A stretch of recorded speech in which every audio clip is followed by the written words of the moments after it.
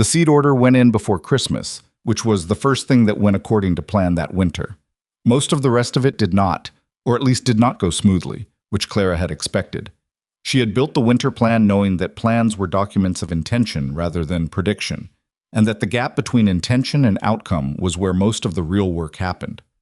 What she had not fully accounted for was how many different kinds of difficulty could present themselves simultaneously while you were trying to manage a recovery. The first problem was the freeze. It came in December harder than the valley had seen in 6 years. 4 consecutive nights below zero, followed by a thaw, followed by another freeze. The specific sequence that did the most damage to soil structure and young vegetation. The east section of the North Pasture, which Clara had assessed as potentially recoverable in one season, showed stress response patterns under the freeze that pushed her estimate back by 6 weeks. Not catastrophic. But it changed the timing on when Ethan could begin returning cattle to the North Range, which cascaded into the Patterson lease arrangement, which had been predicated on a late spring release date. She renegotiated with Patterson in January, standing in his kitchen with her notebook and the revised timeline, and Patterson was not pleased but was a fair man and ultimately agreed to extend the arrangement through June at a rate that was higher than the original but lower than what he could have asked for. And they shook hands on it in the way of people who understood that the handshake was the contract and that was sufficient. The second problem was more personal and in some ways harder to navigate. Ethan's proposal had been accepted in the quiet of his kitchen in November, and it had remained by unspoken agreement between the two of them for the rest of that month while they were busy with the immediate demands of winter management.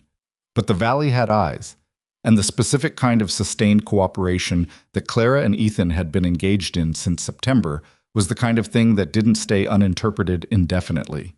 By December, the speculation was open enough that Dorothea mentioned it without preamble when Clara came by one afternoon. "People are asking," Dorothea said. "Let them ask," Clara said. "That's one approach," Dorothea said. "The other is to give them an answer before they construct one for you." This was practical advice, and Clara knew it. A community's constructed narrative, built from observation and inference in the absence of information, was often worse than the truth and always harder to correct after it had set. She went home and thought about it and came back to Ethan the next day and said they should tell people, which he agreed to with the brevity of a man who had been thinking the same thing and waiting for her to reach it. They told Dorothea first, which was the same as telling the valley, but with the dignity of choosing the channel. Dorothea's response was to put the coffee pot on without a word, which was, for Dorothea, effusive. The town's response was various. The people who had been at Dorothea's sitting room meeting, Patterson, the Gibbs brothers, Ruth Norwood, were unsurprised and untroubled. Pauline Marsh, when she heard, came by the Whitmore property with a jar of preserved peaches she'd put up in the fall, which was a gracious gesture that Clara received without knowing quite what to do with. The Alderton daughters were reportedly astonished, which Clara heard through Dorothea and absorbed with equanimity. Harlan Voss said nothing publicly, which was the behavior she'd learned to be most careful about. The court hearing in Sutherland was scheduled for March, and Briggs had told them in January that Harlan had indeed retained legal counsel and filed a formal contest to the commissioner's preliminary finding. This was expected. What Briggs had not expected, and what he reported to the group with the contained concern of a man presenting a problem that was serious but manageable, was the specific nature of Harlan's legal argument. Harlan's lawyers were not contesting the 1862 classification directly. They were arguing something more technical, that the Territorial Water Statute 14, under which the Eastern Spring had been classified communal, had been superseded by a subsequent territorial ordinance passed in 1871, which established a different framework for water rights classification, and under which the earlier classification was no longer operative. The 1871 ordinance was real. Clara had not known about it when she'd done her research, because she had not been looking for it. She had found the 1862 classification and stopped there, and Harlan's lawyers had gone looking for something that complicated it. Briggs explained this to the group in February in his office in Sutherland, where they had all traveled for the meeting because the matter was now formal enough to require it. Clara sat and listened and felt the specific sensation of having built something carefully and discovering it had a foundation issue she hadn't examined. She was not going to perform equanimity she didn't feel. The 1871 ordinance was a problem. She didn't know yet if it was a fatal problem. Does the 1871 ordinance actually supersede Statute 14? Ethan asked. That's the question the court will have to answer, Briggs said. The ordinance is ambiguous. It establishes a new framework, but its language regarding prior classifications is not explicit. Harlan's lawyers will argue that the silence implies supersession. Our argument will be that a prior established right requires explicit abrogation to be extinguished. He paused. It's a legitimate legal debate. The outcome is not certain. What are our chances? Ruth Norwood asked. Briggs considered this with the care of a man who respected accuracy. Better than even, he said finally, but not comfortable. The room absorbed this. Clara was running the problem through her mind. The 1871 ordinance, its language, the question of what the territorial legislature had intended when they wrote it. She had not read the ordinance because she had not known it existed, but she was thinking about who would know and about what other records might speak to the legislative intent. She said, "What was the 1871 ordinance actually trying to address?" Briggs looked at her. "What do you mean?" "Every piece of legislation is written to address a specific problem," she said. The 1862 classification was addressing one problem, the equitable distribution of water in a new settlement. The 1871 ordinance was addressing something. What was it? Briggs was quiet for a moment. The dominant issue in territorial water law in the early 1870s was the conflict between agricultural and mining interests, he said slowly. The mining operations were claiming water rights that were interfering with established agricultural settlements. So the 1871 ordinance was about mining versus agriculture, she said. Primarily, yes. Then it was not about communal classification of agricultural water sources, she said. It was about a different category of conflict entirely. Briggs looked at her with an expression that was rearranging itself. That's a legislative intent argument, he said. It would require documentation, records of the deliberative process, the debates, the context. Where would those be, she said. The Territorial Legislative Archive in the Capitol, he said, if they've been preserved. Have you looked? Not specifically for this, he said. Clara looked at Ethan. He looked back at her with the expression she'd come to know as his version of go ahead if you think it's there. I'd like to look, she said to Briggs. She went to the Territorial Capitol with Briggs, which was a 3-day journey and the furthest she had traveled in her adult life. Ethan wanted to come. She told him that the operation needed managing and that she was the one who knew what she was looking for and that she would be back in a week. And he accepted this because he had learned that she was more useful, trusted than supervised. The Legislative Archive was housed in a building considerably more formal than the Sutherland Records Office. And the archivist was a woman in her 60s named Mrs. Fenwick, who had the air of someone who had organized an enormous amount of information and had opinions about whether you deserved access to it. She and Clara regarded each other for a moment upon introduction, the mutual assessment of two women who had both spent considerable time being underestimated. Something in the assessment resolved. Mrs. Fenwick showed her to the legislative records for 1870 and 1871, without further friction. The deliberative record was not complete. Some of the committee discussions had not been transcribed, which was common for the period, but what was there was sufficient. Clara found the floor debate record for the 1871 ordinance in the second day of her search, and the record confirmed what Briggs had described. The debate was entirely focused on the conflict between agricultural water users and mining operations that were upstream of settled farms and ranches. There was not a single reference to communal classifications of existing water sources. The ordinance had been drafted with an entirely different problem in mind. More importantly, she found a committee chairman's note attached to the original draft of the ordinance, written before the floor vote, that stated explicitly, "This ordinance is not intended to disturb prior classifications made under Statute 14 or any other statute governing the original settlement grants. Its application is limited to the conflict between agricultural and extractive use that has been the subject of petition from the Valley Territories." A committee chairman's note was not the ordinance itself, but it was contemporaneous documentation of legislative intent, written by the man who had guided the ordinance through committee, and it said in plain language that the 1871 ordinance was not meant to touch Statute 14 classifications. Clara copied it word for word. She asked Mrs. Fenwick about certified copies, which were available at the same $3 rate as Sutherland, and she obtained one and placed it inside her shirt for the journey home. Briggs, when she showed him, sat with it for a long time. "This is significant," he said. "I know," she said. "It doesn't decide the case," he said, "but it substantially strengthens the legislative intent argument." He looked at her. "How did you know to look for this?" "Because I know that things are written to solve specific problems," she said. "And if you understand the specific problem something was written to solve, you understand the limits of what it can do." He looked at her for another moment. Then he said, "Miss Whitmore, I've been practicing law in this territory for 18 years. I want to tell you that what you've done in the past 4 months, in terms of research and document retrieval, is work that I have seen trained legal professionals fail to accomplish." "Thank you," she said, which was the appropriate response. And she meant it, and she also noted quietly to herself that trained legal professionals had not been looking because they had not had reason to look, because nobody had asked them to look, because nobody had thought the question was worth asking, which was the same dynamic that had made Harlan's water fees possible for 15 years. The things that nobody looks for go on doing their damage in the dark. The court hearing in March lasted 2 days. Clara sat in the gallery with Ethan on one side and Dorothea on the other, which was not where she had expected to be. She had expected to be in the gallery watching while Briggs managed the proceedings. But Briggs had requested her presence because he anticipated the committee chairman's note would require explanation of how it had been located and what it demonstrated, and Clara was the one who could explain it with authority. She was not called to testify formally.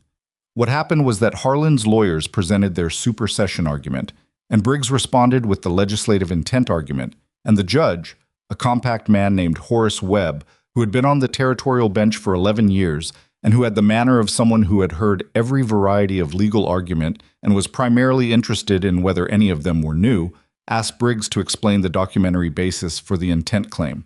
Briggs explained. He described the committee chairman's note, its date, its language, its relationship to the floor debate record. He submitted the certified copy. The judge read it. He read it twice. He asked one question, who located this document, and Briggs said, "Clara Whitmore, a land and water assessor from the Red Willow Creek Valley." Judge Webb looked at the gallery.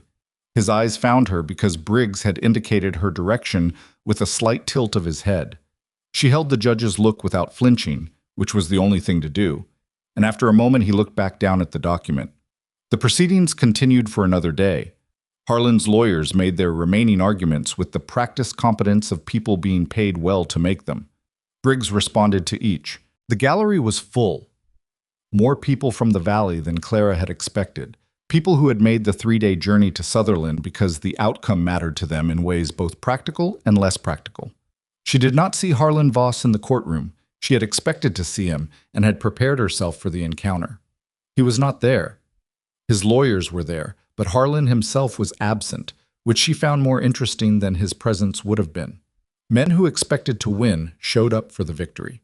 Men who had begun to suspect they might not tended to manage their exposure. Judge Webb issued his ruling on the second afternoon. He found for the classification challenge. The 1862 communal classification of the Eastern Spring under Territorial Water Statute 14 was confirmed as valid and operative. The 1871 ordinance, based on its documented legislative intent and the committee chairman's contemporaneous note, had not superseded Statute 14 classifications applicable to original settlement grants. The Voss family's assertion of exclusive private water rights over the Eastern Spring was found without legal foundation. The existing access fee arrangement was voided. The Eastern Spring and the waterway fed by it were classified as a communal resource to which the affected ranchers held legal access rights, independent of any private landowner's approval or fee schedule. The question of restitution for prior fees paid was reserved for separate proceeding, as Briggs had predicted. When the judge finished reading, the room was quiet for a moment. Then Ruth Norwood, 2 rows behind Clara, exhaled a long breath that was not quite a sound, but was unmistakably a release. And Martin Patterson's hat, which he had been turning in his hands throughout the 2 days, went still. Ethan's hand found Clara's in the gallery, and she let it stay. The walk out of the courthouse was the part she hadn't prepared for. It was a practical oversight. She had prepared for the research, the testimony explanation, the legal arguments, the outcome in its various possible forms. She had not prepared for what happened when word moved through the people gathered outside the building, and they turned toward her with the specific expression of people who understood what had just happened and who had done it.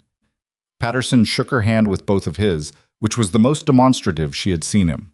The Gibbs brothers stood to one side, and Harold Gibbs said, "Miss Whitmore," and then seemed to find that he didn't have the next words and settled for nodding once firmly, which was fine. Ruth Norwood said, "I want you to come back to my southeast water problem when you've recovered from this one." "I'll come next month," Clara said. Several other people she didn't know as well, ranchers from the valley's outer properties, people who had been on the Eastern Access Agreement and whose names she knew but whose faces she'd rarely had occasion to address directly, said things to her that she received with courtesy and a persistent internal uncertainty.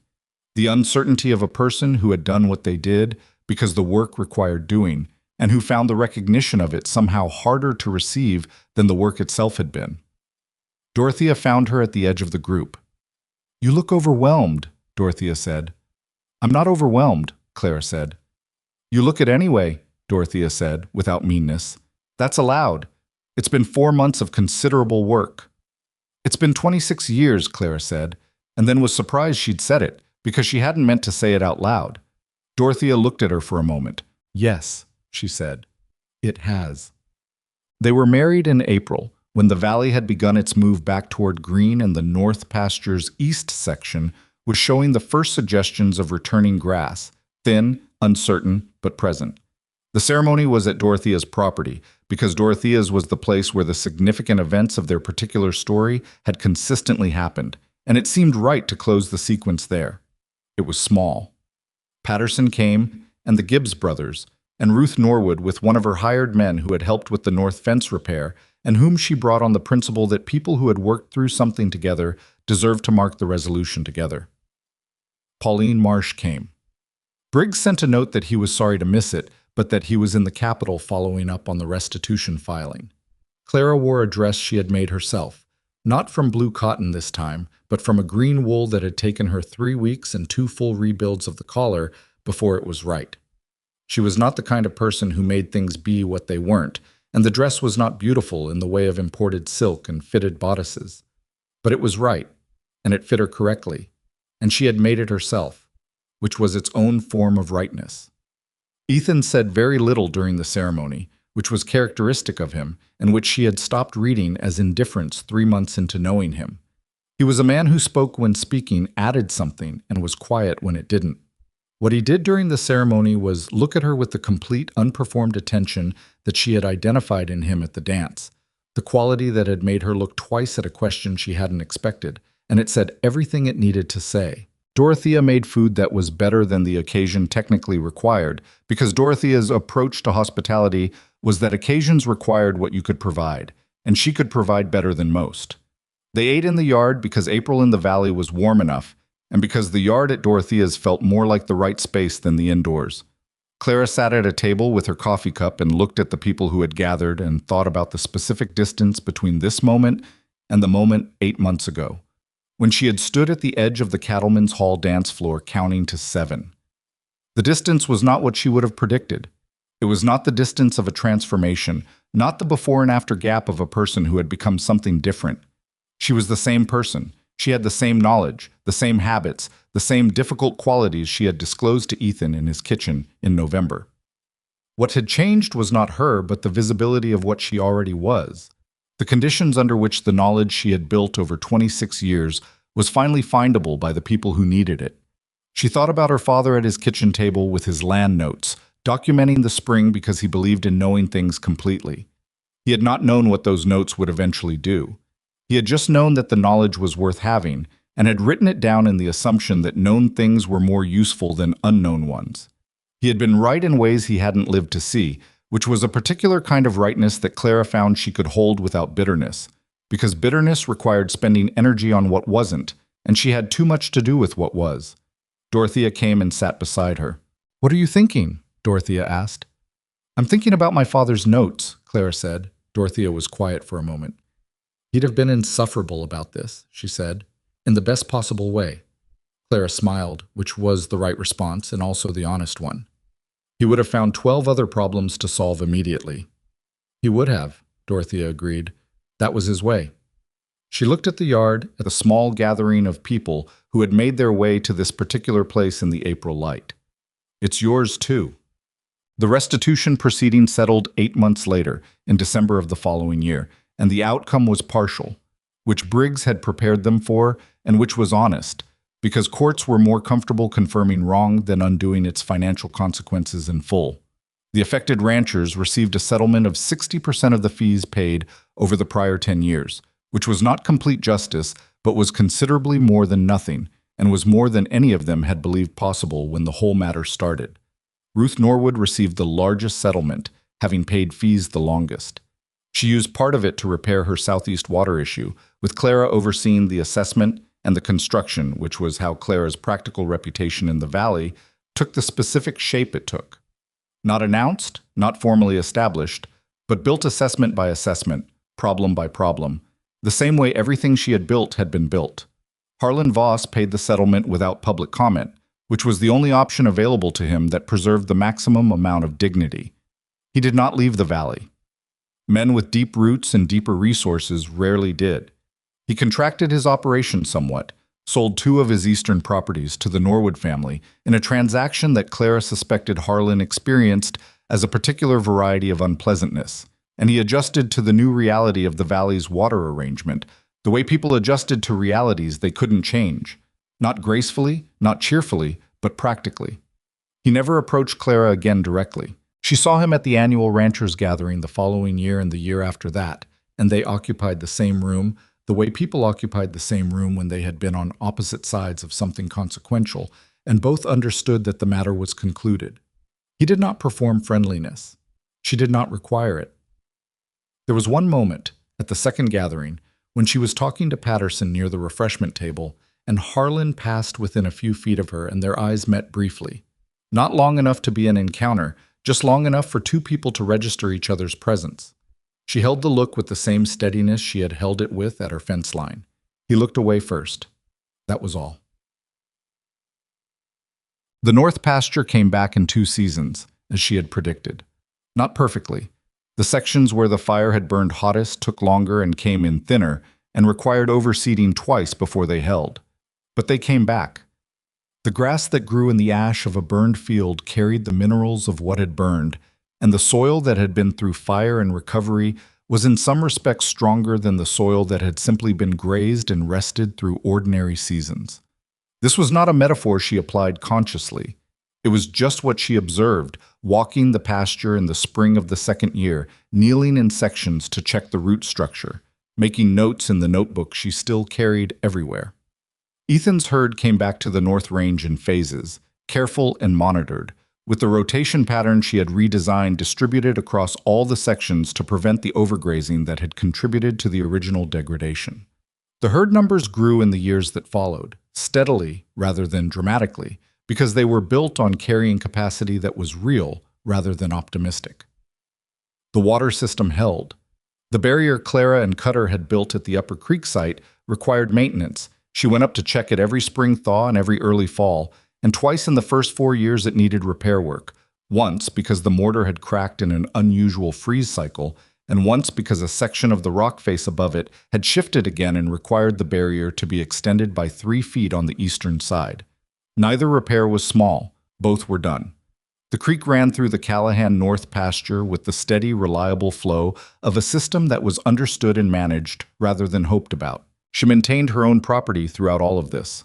The 40 horses became 50, then 60, as her breeding program produced animals of the quality she had been working toward for years. Prospect's line carrying forward the structure and temperament that Jonas Whitmore had found in an $8 horse on a cattle drive sale in 1863. The Whitmore horses had a reputation in the valley, and then beyond it, in the territories to the north and east where word traveled along the networks of ranchers and buyers who followed bloodlines the way other people followed news. She was not comfortable with the reputation, exactly. She was not a person who rested easily in recognition, but she understood that the reputation was the result of the horses being what they were, and the horses being what they were was the result of 25 years of careful, unglamorous work that had happened with or without anyone noticing, and the reputation did not change what the work had been or what it was worth. It was Ethan who said it most directly, one evening in the second year of their marriage when they were sitting on the porch in the late summer dark, and the horses were quiet in the pasture, and the creek, audible in the far distance, was running at its proper level. "Do you know what the difference is," he said, "between you and most of the people in this valley?" She looked at him. "I'm sure you'll tell me." "You learn the ground before you move," he said. "Every decision you make, the water system, the horses, the legal research, all of it, comes from understanding the actual thing before you decide what to do about it. Most people in this valley are managing their situations from assumptions. You manage from knowledge." "My father taught me that," she said.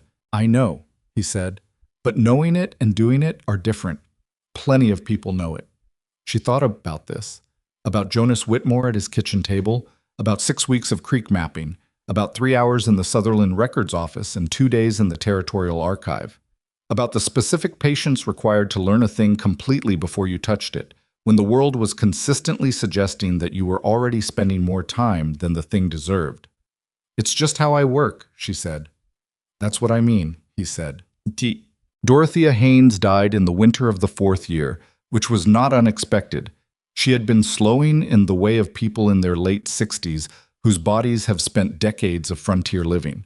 But it was a loss that Clara felt in a specific place that she had not expected to feel anything in, because she had not fully understood until Dorothea was gone how much of Clara's sense of herself in this valley had been shaped by having one person who had always quietly and without making a ceremony of it been paying attention.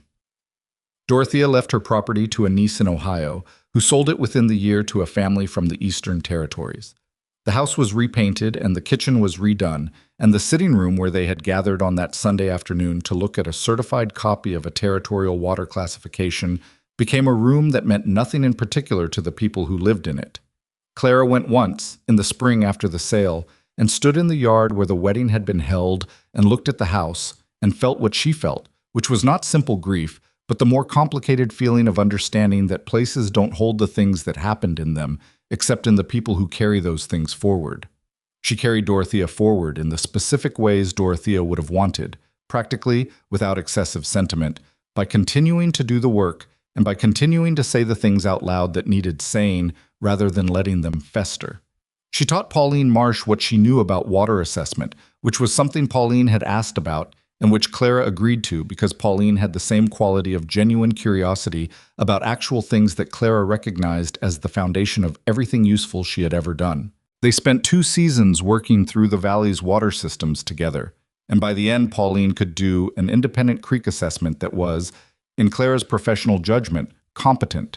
Not as thorough as her own, not yet, but competent and improving. Ethan watched this with the expression he wore when something was going in the right direction. "You're teaching her," he said, one afternoon when Pauline had ridden home and Clara was cleaning her boots at the back step. "She asked to learn," Clara said. "You didn't have to say yes." "My father didn't have to teach me," she said. "He just did, because I was there and I was curious and it seemed wasteful to leave it untended." She looked at the boots. Same principle. Years later, enough years that the North Pasture had been through 5 full recovery cycles, and the horses had gone through 3 breeding generations since Prospect and the East Fence had been rebuilt twice from scratch. Clara Whitmore Callahan was 51 years old, and the shape of her life had the kind of solidity that comes not from the absence of difficulty, but from the presence of a person who has learned, through repeated and sometimes painful practice, how to navigate difficulty without being destroyed by it. She was not easy. She had told Ethan she wouldn't be, and she had been right about that, and the years had not made her easier in the specific ways that difficult people do or don't get easier. She was still hard to convince when she thought she was right. She still postponed nothing that could be addressed directly. She still talked to her horses while she was working through problems, which Ethan had stopped remarking on after the first year, having understood that it wasn't a habit she was going to change, and that it was, in any case, more productive than most of the ways people processed problems. What the years had added was something she wouldn't have been able to describe at 26, a quality of understanding that the hard work was its own answer to the question of whether it was worth doing. Not because it always worked out, not because the creek didn't need maintenance and the grass didn't sometimes fail and the horses didn't occasionally disappoint the hopes of their bloodline, but because knowing the ground under your feet as completely as you could know it was the one thing that held when everything else was uncertain. The legal system could be slow and partial. The weather was indifferent. People were complicated and inconsistent, and sometimes even the people who loved you were wrong about important things.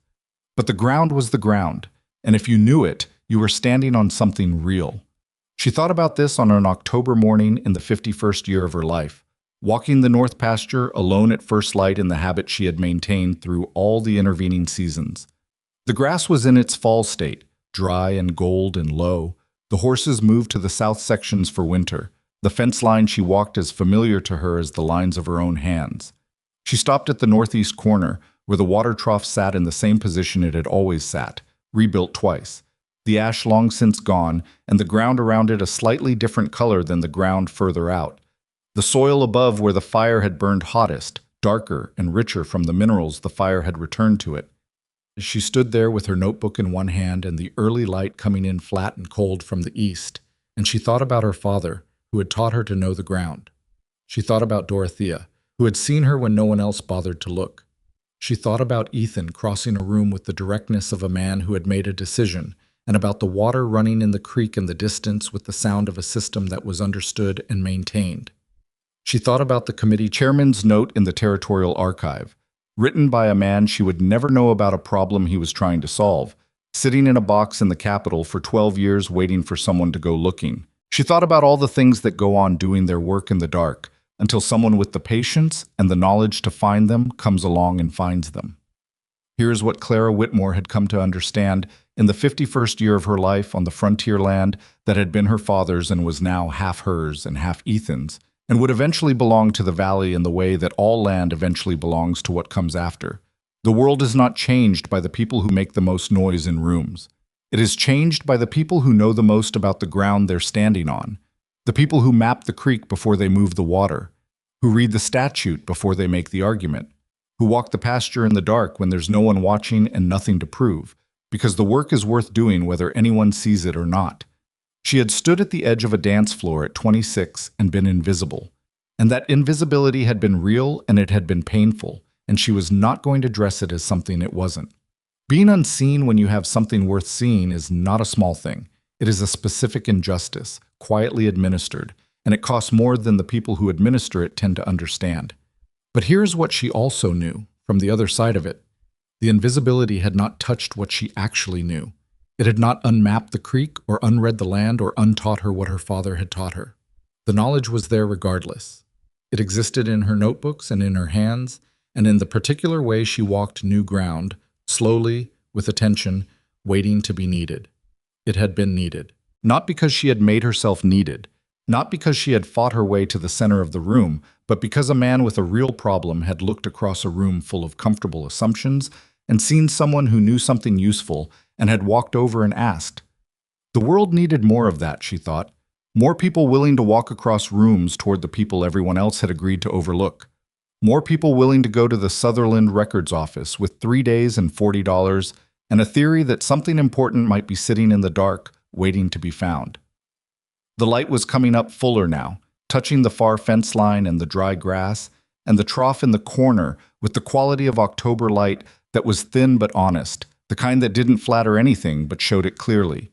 She opened her notebook. She had notes to make. The east section soil was showing a moisture pattern she wanted to document before the first frost changed it, and she had been meaning to walk the upper creek before the freeze season and check the barrier, and there was a young mare in the south pasture who had been moving with a slight irregularity in her left hind for the past 3 days that Clara wanted to observe more closely before she decided if it was something or nothing. The work was what it had always been, specific and continuous and full of problems that resolved into other problems. The terrain of a life built on genuine knowledge of actual things. She would walk the east section. She would note the moisture pattern. She would go up to the creek before the freeze and put her hands on the barrier and see what the stone and the mortar and the water had made of another year. The creek ran in the distance, steady and present, the sound of water moving through a system that someone had taken the time to understand. Clara Whitmore closed her notebook, turned her collar up against the October cold, and went to do the next thing. Ethan Callahan was not a man who made decisions quickly, but when he made them completely. That was the thing Clara noticed first about him in the days after their Thursday conversation. He didn't do what she had half expected, agree in the moment, and then quietly set her ideas aside once the politeness of the situation no longer required him to consider them. He came back to her with questions, specific ones, the kind that told her he had actually thought about what she'd said and found the places where it required more information before he could commit. He rode the northeast corner she'd warned him about and came back saying she was right about the drainage, that there was a soft spot in the anchor soil that would have taken his fence line before July. He mentioned this the way you mention a fact, not the way you offer a compliment, and she appreciated the distinction. He also started asking about the valley, not in the way newcomers usually asked, hungry for social information, for who stood where and who owed what to whom, but in the practical way of a man trying to understand the land he'd bought into. Which ranches were overextended, which were managed well, where the water tended to pool and where it ran off too fast. Clara answered carefully, giving him what was accurate and useful, and leaving out the parts that were gossip dressed up as information. He seemed to recognize the difference between those two things, which was not universal. By late May, they had an arrangement, not a formal one, no papers, nothing signed, but the kind of arrangement that country people sometimes build out of mutual usefulness and mutual respect, which can hold more weight than a document if both parties are the kind who mean what they say. Clara would continue working at Stitches because she still needed the wage and because leaving abruptly would create complications she wasn't ready to manage. But she would spend Thursday afternoons and occasional Sundays at Callahan's parcel, helping him assess his operation and develop the summer grazing plan she'd been mapping in her head for months. In exchange, Ethan gave her something she hadn't known how much she needed until she had it. He listened to her. Not indulgently, not with the particular strained patience of a man waiting for a woman to finish talking so he could tell her what he thought. He actually listened, argued back when he disagreed, pushed for more detail when he needed it, and was willing to say, "I don't know," or "You're probably right about that," with a straightforwardness that Clara had to recalibrate to. She had spent 3 years inside Harold Stitch's operation, where every piece of information passed through Harold's certainty first and emerged reshaped by it. This was different. It was also, she reminded herself regularly, a business arrangement. She was careful about that. She had been in situations before where she'd let usefulness slide into something that felt like belonging, and then the thing that had felt like belonging revealed itself to be something else entirely, and the correction was painful in proportion to how much she'd invested in it. So she kept a deliberate distance. She was professional. She showed him what she knew and why, and she took his questions seriously and his corrections where they were warranted, and she went home to her drafty room at Stitches and told herself that this was enough. Whether it was enough was a question she didn't let herself finish asking. The Valley's social machinery, meanwhile, had already begun processing the information that Ethan Callahan was spending time talking to Clara Whitmore, and the conclusions it was drawing were not charitable to either of them. She first heard it from Bess Alderman, who ran the dry goods counter when Patterson wasn't there, and who had a kindness in her that was genuine but couldn't entirely override her need to relay what she'd heard. It came wrapped in concern, which was how Bess always packaged things she knew might land hard. "People are talking," Bess said, handing Clara her flour receipt, not meeting her eyes.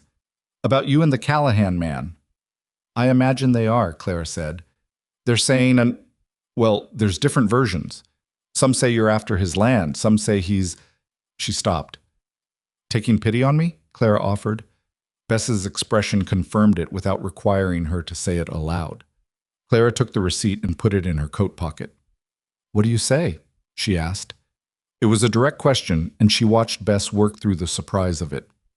"I say you know more about cattle than most of the men who talk about you," Bess said finally, with a quiet firmness that suggested she'd thought this for a while.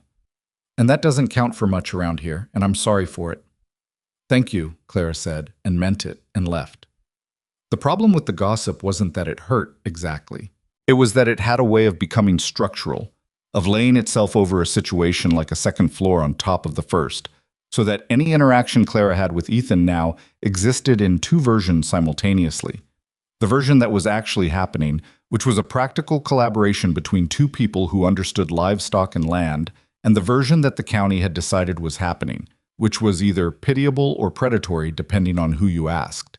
She found that she had to work harder to stay in the first version, to hear her own conversations with Ethan without the county's narration playing underneath. Ethan seemed either unaware of it or unconcerned, which Clara couldn't entirely tell the difference between. When she mentioned once, obliquely, that people were talking, he had looked at her with a flat expression and said, "People talked about me before too. Different things. It didn't change what was true."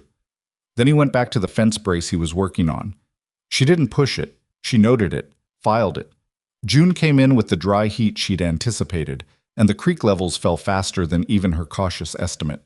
By mid-June, the eastern pastures that several valley ranches depended on for summer grazing were already showing stress, the grass going thin and brittle at the edges in ways that would accelerate once the cattle started working it. At the saloon meetings, Harold Stitch and the other established ranchers were in the mode of decision-making that Clara had watched before and found deeply frustrating, circling, reinforcing each other's existing views, looking for reasons that waiting was still reasonable. Their reasoning wasn't entirely irrational. Moving cattle cost money and effort and risk. And if you did it, and the summer broke mild and the water recovered, you looked foolish. The calculus of when to act was genuinely difficult.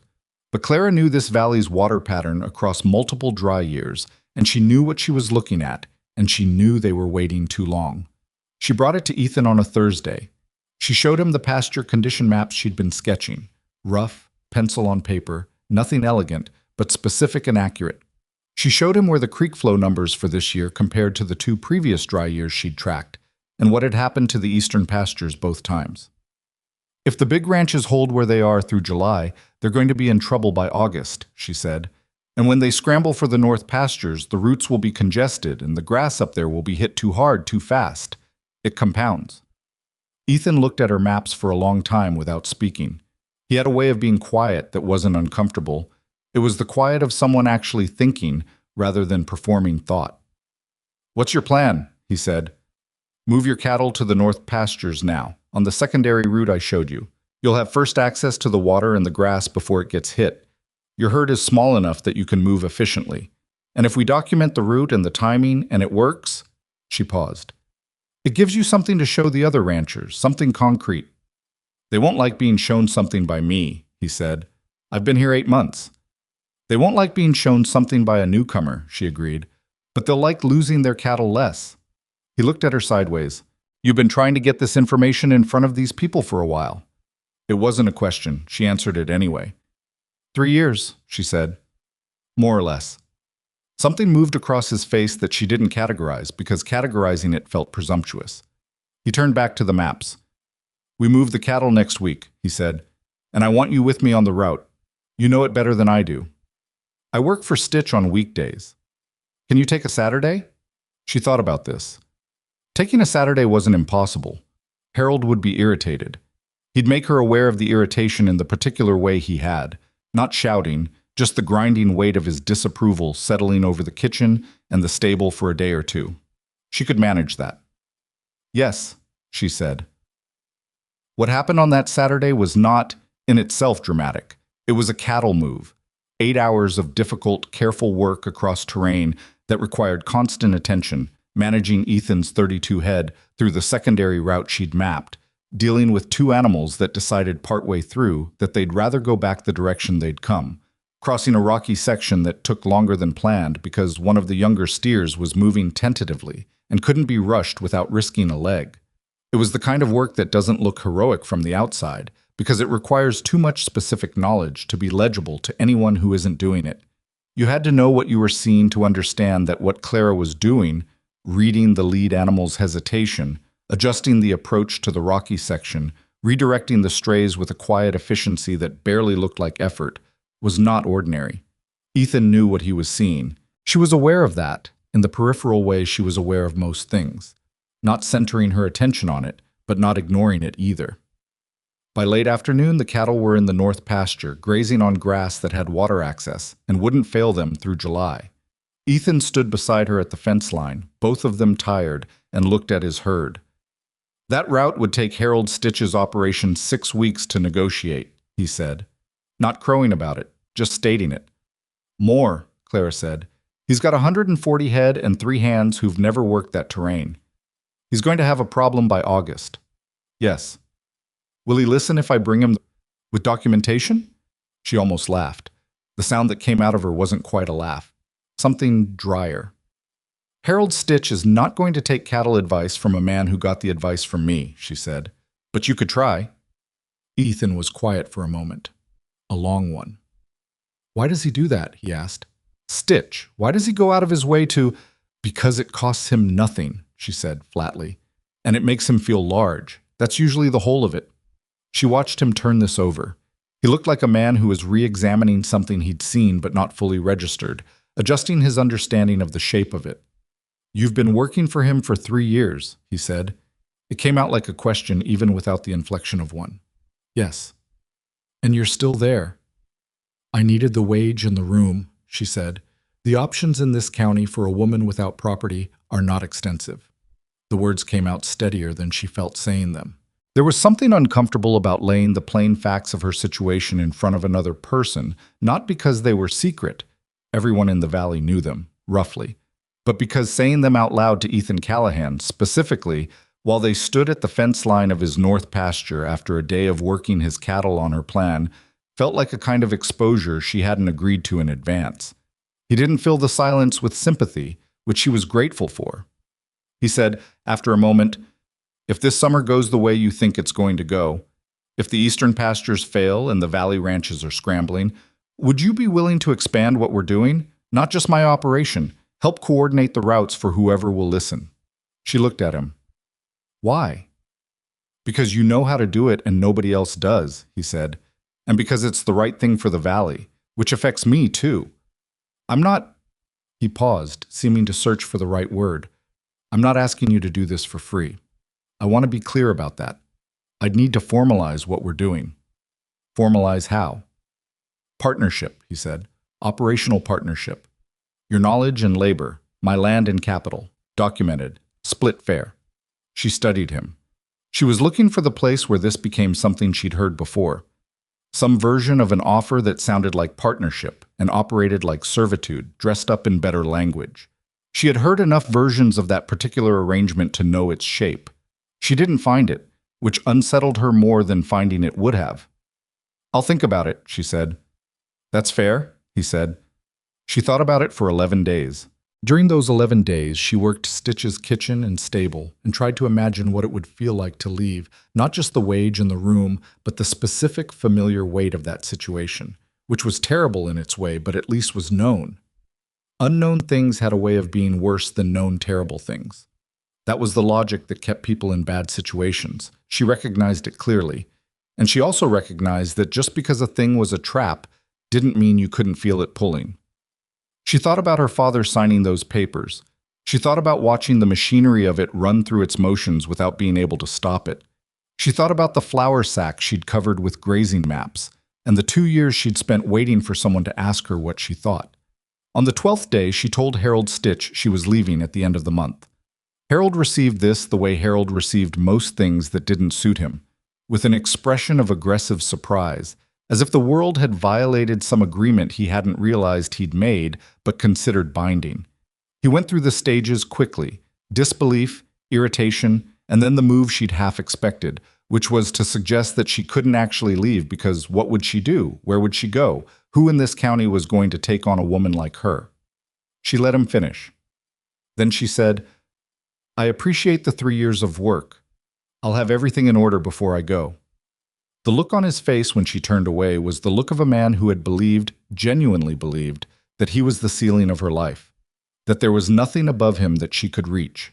She felt the particular cold satisfaction of proving that assumption wrong in such a clean and unambiguous way. But she didn't let herself enjoy it for long because satisfaction was not a plan, and she had a lot of work ahead of her. The formal partnership agreement between Clara Whitmore and Ethan Callahan was written out by hand. Ethan had insisted on getting it to the circuit clerk in Harlan and having it witnessed, which Clara had insisted on also, separately, for her own reasons, and filed in the second week of July. It was a simple document: operational partnership, defined terms, defined split. Clara's name was on it in the same size as Ethan's, which should have been unremarkable and was not, in Harlan County in the summer of 1883. The reaction in the valley was what she had expected, which meant it was unpleasant but not surprising. The register of it was varied. Some people were simply bewildered, because the categories they had for Clara Whitmore and the categories they had for legitimate cattle operations didn't overlap, and being confronted with the overlap made them irritable in a diffuse way that came out as jokes. Some were openly dismissive.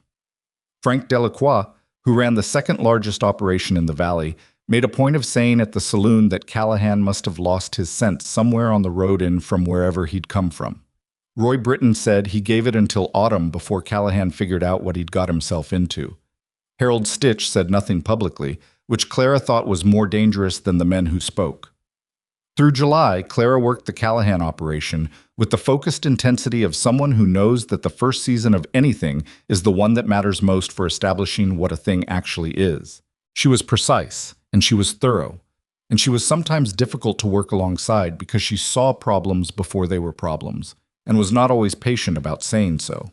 Ethan had two hands who'd come with him from wherever he'd been before, a quiet man named Colum and a younger one called Pete, and both of them had to recalibrate to taking direction from Clara, which they managed with varying degrees of grace. Pete managed it faster, mostly by observing that what she told them to do tended to work. Colum took longer but got there. The eastern pastures began failing in the third week of July. Clara had expected it. She had not expected it to be quite as severe as it was, and that correction, the gap between what she'd prepared for and what was actually happening, was its own education. The grass on the eastern range didn't just thin, it collapsed, fast and hard, as a stretch of dry heat came in and stayed longer than any summer in recent memory. By the 1st of August, 3 of the valley ranches that relied on eastern pasture were in serious trouble. Their cattle were losing condition fast, and they had nowhere to go. Roy Britton's foreman showed up at Callahan's fence line on a Tuesday morning. Clara was there when he came, working on a section of the water trough installation, and she saw the foreman register her presence and then work through the decision of how to handle it. And she watched him decide to address Ethan as though she weren't standing 6 feet away. "Britton wants to know if your north pasture route is actually passable," the foreman said. "It's passable," Ethan said. "For 120 head?" Ethan glanced at Clara. She gave him the slight nod that meant yes, with conditions. "With the right management and staged movement," Ethan said. "Not all at once." The foreman's jaw worked for a moment. He'd want to know the route. "He can have it," Clara said, and the foreman looked at her despite himself. "But it needs to be run right, or you'll chew up the secondary pasture faster than the eastern range failed. I can give you the specifics." A long pause. The foreman was a man in his 50s named Garrett, who had been managing cattle in this valley for 30 years, and he was being offered route information by a woman who used to be Harold Stitch's cook, and the gap between those two facts was giving him difficulty. She could see it in the set of his shoulders. "The cattle are losing a pound a day," she said, not unkindly. "I don't think Mr. Britton is in a position to care where the information comes from." Garrett looked at her for another moment. Then something settled. "No," he said. "I don't suppose he is." She gave him the route that afternoon, all of it, in detail. The terrain marks, the staging points, the water access locations, the specific places where you had to slow the herd and why. She drew it out clearly and didn't make him ask twice for anything. This was not generosity exactly. It was strategy, and she was honest with herself about that. The Valley's ranchers learning that Clara Whitmore's knowledge was accurate and specific was not altruism. It was the groundwork for something she was building, and she was building it with the patience of a person who has learned that foundations take longer than walls. By the end of that first week of August, Britton's herd was on the north pasture route and moving well. Delacroix's foreman showed up 2 days later, then a man from the Holland operation, and then 2 smaller ranchers who'd heard from the others. Clara managed each consultation with the same precision she'd given Garrett. She was correct about the routes. She was correct about the staging. There were 2 moments where conditions weren't what she'd predicted, and she had to adapt in real time. Once on a difficult creek crossing that had more runoff than expected, and once when a section of secondary trail turned out to be softer than her record suggested. Both times she worked through the problem without theater, made the adjustment, communicated it to the relevant people. She did not pretend she'd known. She did not pretend the gap between expectation and reality was smaller than it was. She made mistakes, and she corrected them, and she moved on. Harold Stitch came to her on a Thursday in the second week of August. She was at Callahan's, and she saw him ride in from the east with the particular posture of a man who has decided on something and isn't entirely comfortable with what he's decided. He did not get off his horse immediately.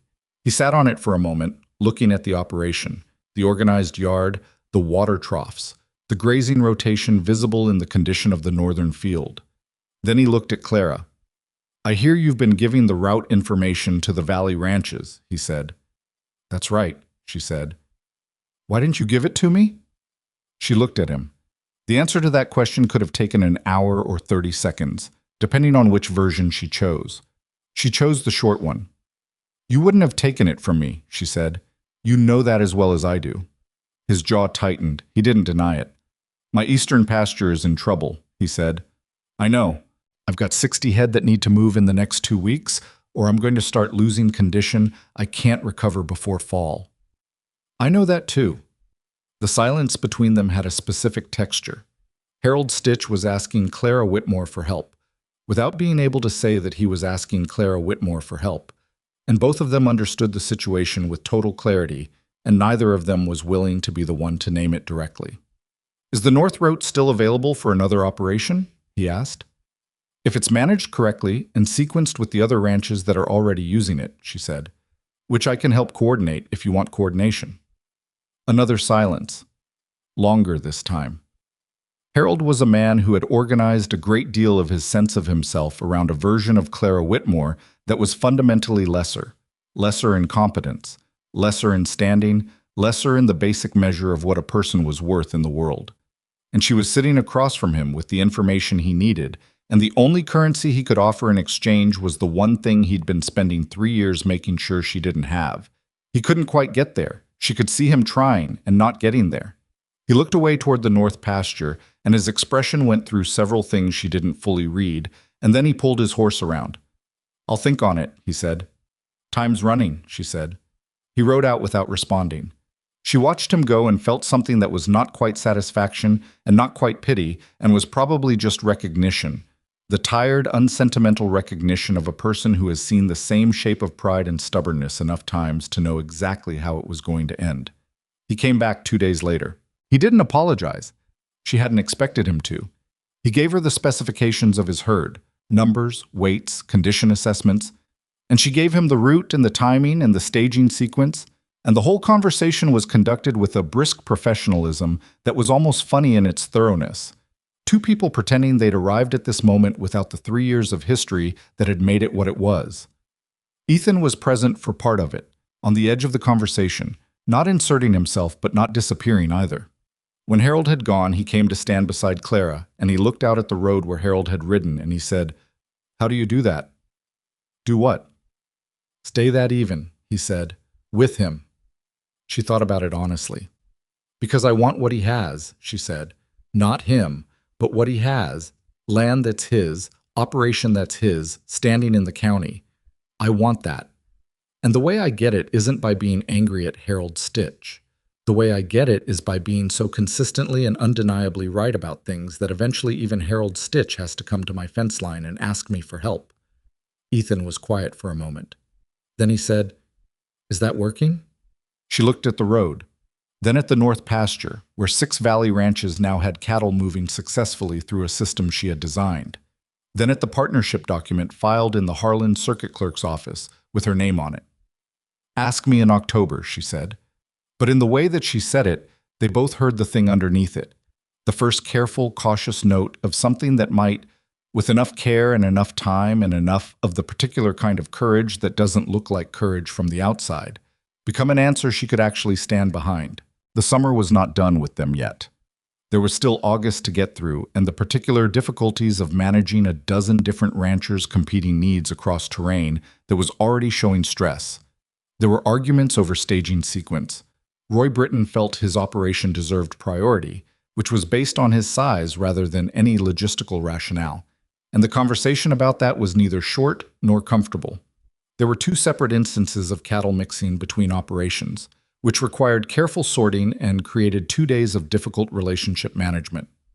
There was a water access dispute on the secondary trail that nearly ended in something physical before Clara put herself between the two foremen and made both of them listen to the actual logistics of the situation. She was not always right. She had one recommendation about timing on a particular section of trail that turned out to be based on conditions that had changed, and it cost Delacroix's operation a half-day delay and some lost ground cover on the section. She owned it directly when it happened, went to Delacroix's foreman with the specific correction, explained what she'd missed and what the adjustment was.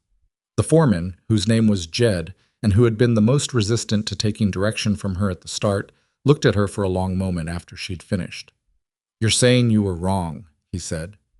"Yes," she said, "and you're fixing it." "Yes." He nodded once with the particular nod of a man recalibrating. "All right then," he said. The summer held, not easily and not without cost, and not with the neat efficiency that a cleaner version of events might have produced. But it held. The valley's cattle came through August in better condition than anyone had reasonably expected in mid-July, and by September the northern pastures were showing the first signs of recovery, and the eastern range, rested for 2 months, was beginning to regenerate. The valley wouldn't remember it the way Clara knew it. They'd smooth the story in the retelling, simplify the routes, flatten the complications, maybe forget who had drawn the maps. She knew how that worked. She'd seen credit migrate before. But the cattle were alive, and the valley had made it through a bad summer, and her name was on a partnership document in the clerk's office. And Ethan Callahan was standing in the yard of an operation that was in better shape than it had been in June. She told herself those things were enough to build on. She almost believed it. What she didn't know yet, couldn't see yet, from where she was standing in the tired gold of early September, was that the test she'd passed was not the test the valley had been waiting to give her. That one was still coming. It would come in winter, in wind and ice and the particular darkness of a mountain night, and it would ask her for something she didn't yet know she had. The thing about October in Montana was that it lied to you. It came in clean and cold and bright, the kind of air that made the mountains look close enough to touch, the grass going gold and copper across the valley floor in a way that could make a person believe the hard part was over. Clara had lived through enough Montana Octobers to know better. The beauty of it was a postponement, not a promise. The winter was already built and waiting somewhere north, and the only question was when it would decide to arrive and how much of itself it would bring. She spent October doing what needed doing. There was the Callahan operation to consolidate after the summer, fencing repairs that had been deferred, a water trough system that needed proper winterizing, a full accounting of the herd's condition going into the cold months. Ethan's 32 head had come through August in better shape than anyone's expectations had warranted, and by October they were solid animals, well-conditioned, carrying enough weight to handle a normal Montana winter without serious difficulty. Clara assessed each one personally, which Ethan watched without comment and without interference, which was the behavior of a man who understood the difference between oversight and surveillance. The partnership had settled into a working rhythm that neither of them felt compelled to discuss at length. There was too much to do for lengthy discussion. Clara handled the operational planning and the livestock assessment and the route management that other valley ranchers still occasionally came to her for, with varying degrees of gratitude and awkwardness.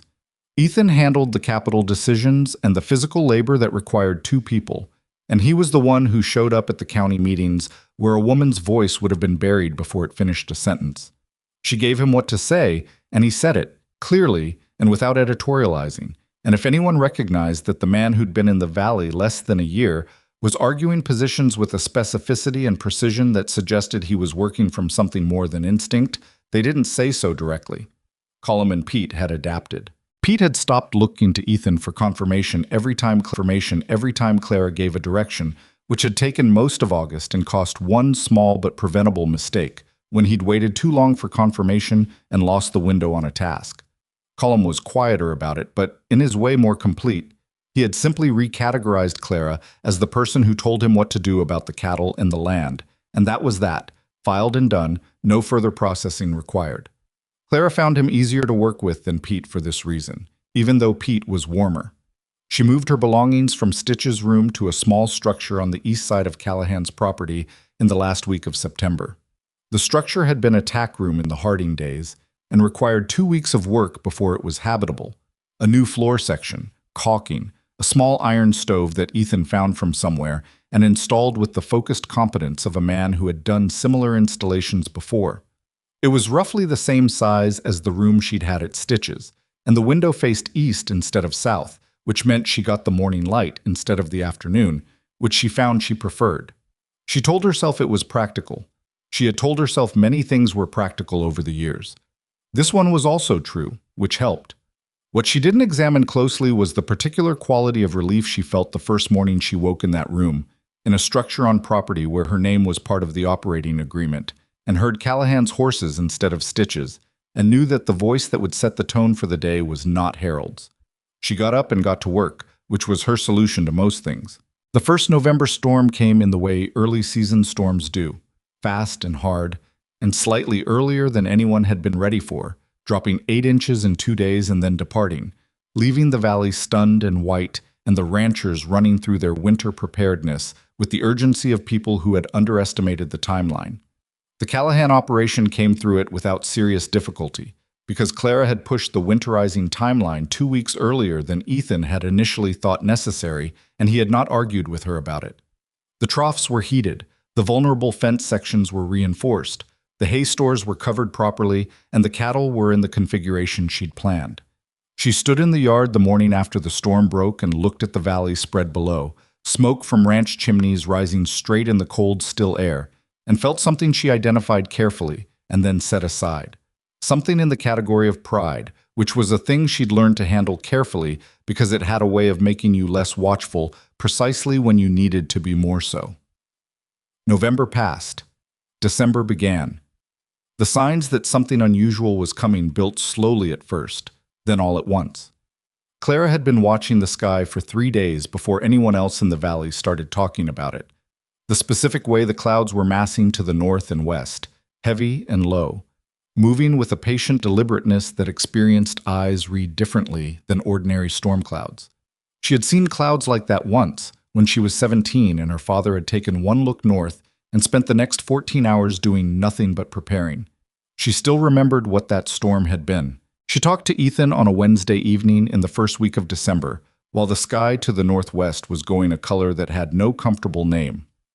"That's not a normal storm," she said. He looked where she was looking. He had been in Montana for less than 2 years, which wasn't enough to have seen everything it could do, but he was not a man who discounted information from people who knew more than he did. "How bad?" "I don't know exactly, but the valley's cattle, the ones that came through August on the north pasture, they're not all in winter configuration yet. Britton's still got 40 head on the upper secondary pasture. Delacroix had some kind of issue with his hay delivery, and I heard he's short on stored feed." "How do you know about Delacroix's hay?" "Jed mentioned it when he came by last week. He wasn't asking for help, he was venting." She paused. "But it means if this storm is what I think it is, and it runs longer than 2 days, Delacroix's operation is going to be in serious trouble, and if Delacroix is in trouble, the animals are in trouble, not the man." Ethan looked at her for a moment. "What do you want to do?" "I want to get word to the valley ranches tonight. They need to pull their exposed cattle in and shore up their feed situations before this hits. They're not going to love being told by "I know," she said. "I know what they're going to say and who they're going to say it about. But if I'm right about this storm, that's going to matter a lot less than whether their cattle are alive in January." He nodded once. "I'll ride to Britton's and Delacroix's. You take the 2 smaller operations." "Halland and Murdoch," she said. "Yes." They went separately, in the cold December dark, and Clara made the case to Hal Murdoch and Owen Halland with the plain directness that she had learned was the only register that worked when time was short and stakes were high. Murdoch, who was in his 60s and had seen the valley through 30 winters, listened to her without interrupting and then asked 2 questions and then went to get his hands moving before she'd finished the answer to the second one. Halland was younger and more resistant, wanting to wait and see. "Owen," she said, standing in his cold yard while his wife watched from the doorway with an expression that suggested she was hoping Clara won the argument. "If I'm wrong, you'll have moved some cattle that didn't need moving and you'll have the inconvenience of moving them back. If you're wrong, you'll lose animals you can't replace before spring." Halland looked at the sky, then at his wife. His wife's expression didn't change. "All right," he said. Clara rode back to Callahan's in the dark, and the wind was picking up from the northwest with a particular edge to it that she recognized. Not just cold, but the kind of cold that was structural, the leading edge of something that had a great deal of itself still behind it. She slept 3 hours. When she woke, the storm had arrived. It didn't come the way a normal blizzard came. It came like a door closing. 1 hour the visibility was reduced and difficult. The next hour it was nearly nothing, the wind driving the snow horizontal and the temperature dropping with a speed that was itself a kind of violence. By mid-morning of the first day, the valley was inside the storm the way you're inside a building, fully enclosed, with no clear sense of edges or distances. Clara spent the first day managing Callahan's operation through the conditions, checking the cattle, monitoring the troughs for freeze-through, making sure the hay access points stayed clear, doing the continuous small corrective work that a storm like this required in regular intervals. Ethan worked beside her, and Colum and Pete worked in shifts, and by the end of the first day the operation was holding, but it had cost all of them, and the storm showed no sign of slowing. On the morning of the second day, Garrett rode in. He was ice-covered from the ride, his horse blown and shaking, and he dismounted with the careful movement of a man whose cold, stiffened body was making basic function an act of will. Clara brought him inside and put hot coffee in his hands before he'd finished taking off his outer coat. "Britain's got 40 head stuck on the upper secondary pasture," he said, before the coffee had even reached his mouth. "The access trail is drifted in. We can't get to them." She had been afraid of this. Britain's upper secondary pasture was a holding area that he'd used late in the fall season, and she'd told Ethan to warn him specifically about it the night they'd ridden out. Ethan had told her afterward that Britain said he'd handle it. Apparently Britain's handling of it had not been completed before the storm hit. "How drifted?" she asked. 6-7 feet in the cut sections, maybe more. Our 3 hands tried this morning and turned back at the first cut. Couldn't get through." "The cattle are alive?" "Were, as of yesterday evening. But they've been in those conditions for 2 nights, and they've got no feed up there, and the wind's hitting that pasture direct from the northwest." He looked at her. He looked at her the way Garrett had not looked at her in the spring, when she'd been Stitch's cook and he'd been a man with 30 years in the valley and a foreman standing. He looked at her the way you look at the person you need. "Is there another way up to that pasture?" She already knew the answer. She had known the answer from the moment he'd walked in the door, and she had also known what the answer was going to require. "There's the back approach from the ridge trail on the Callahan side," she said. "It's longer and it's rougher, but the cut sections are shallower because the ridge blocks the northwest drift." "Can you get through it in these conditions?" Ethan was in the doorway. She felt him there without turning around. "I don't know," she said honestly. "I haven't run it in conditions like this, but the drift geometry is right. The cuts should be manageable." "We've got cattle that are going to start dying by tonight if we don't reach them," Garrett said. She set down her coffee cup. "I'll need Ethan, and at least one of the hands. We'll need to take the 2 strongest horses and rope gear and feed we can carry, because even if we get through, we can't bring the cattle back down in this. We stabilize them, clear an access point, and get out before the light goes." "I'm coming with you," Garrett said. "You need to go back to Britain and make sure his yard operation is holding," she said. 3 people on the ridge is enough. 4 is too many for the path width in drift conditions. We'll slow each other down." She could see him wanting to argue, and she moved past it before he could. "Go back to Britain. We'll get to the cattle." Garrett looked at her for a long moment. Then he put his coffee down and stood up. "All right," he said, and it was the same word Halland had used, but it had a different weight in Garrett's mouth. The weight of a man who had spent a lifetime being the one who decided things and was doing something new. The ridge trail in the storm was the hardest physical thing Clara had done in her life, and she had done difficult physical things. The wind at the ridge elevation was not the same wind as in the valley. It was a different category of wind, the kind that found the gaps in clothing that had seemed sufficient 20 minutes ago and were now manifestly not. She led because she knew the trail and because someone had to, and she moved by landmark and memory rather than visibility, identifying the route from the shapes of terrain features she could only partly see and the way the snow surface changed underfoot. She got it wrong twice. Once where a drift had reshaped the approach to a rocky section, and she'd started moving left when the trail went right, and Ethan had caught it because he'd been watching her line, and something in how she moved had registered wrong to him. She had corrected without argument, which cost them 10 minutes but kept them on the trail. Colum was behind Ethan, wordless and steady. the kind of presence in difficult conditions that was worth more than twice its noise equivalent. He didn't ask questions, and he didn't offer commentary, and when the lead rope on the pack horse tangled on a drift-buried obstacle, he cleared it quickly and said nothing about it, just moved on. They reached the upper pasture in a little under 2 hours. Under summer conditions, it would have been 40 minutes. The cattle were alive. 41 of them. Britain had miscounted by one, huddled in the lee of the pasture's only substantial windbreak, a rock formation on the eastern side, packed tight with the instinctive thermal management of animals that know they are in trouble. They were cold. Several were showing the early posture of serious cold stress. Weight shifted, heads low, the particular stillness of an animal conserving everything. One cow at the edge of the group, older, a bigger animal with less insulating fat, was in worse condition than the others, and Clara went to her first, assessed her with hands that had learned to read livestock health through touch and weight distribution in response, and the news was not good. "She needs to come down today," Clara said to Ethan, "in these conditions. She won't make it through another night up here." Clara kept her hands on the animal, feeling the depth of the cold in her muscle tissue, the sluggish response. "We can keep her moving. She's not down, but we need to start now." They fed the group first, breaking open what they'd carried and distributing it efficiently, watching the animals respond. The slightly sharper attention, the competitive movement toward the feed, the diagnostic value of seeing which animals were too compromised to compete.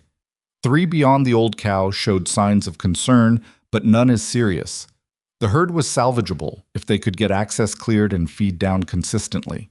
Ethan and Colum worked the drift on the primary access, while Clara stayed with the compromised cow and kept her moving, walking her slowly back and forth in the small clear space, talking to her in the low steady voice that she'd learned from watching her mother with distressed animals. Not coaxing, just present, just continuous, giving the animal a voice to locate and follow when its own sense of the situation was failing. The old cow moved. She moved badly, and with obvious reluctance and difficulty, but she moved, and that was the only thing that mattered. It took Ethan and Colum an hour and 20 minutes to clear enough of the primary access to be navigable. The work was brutal. Snow in that volume, packed by wind and its own weight, is not the light powder of illustrations. It is heavy and resistant, and it fills back in if you stop.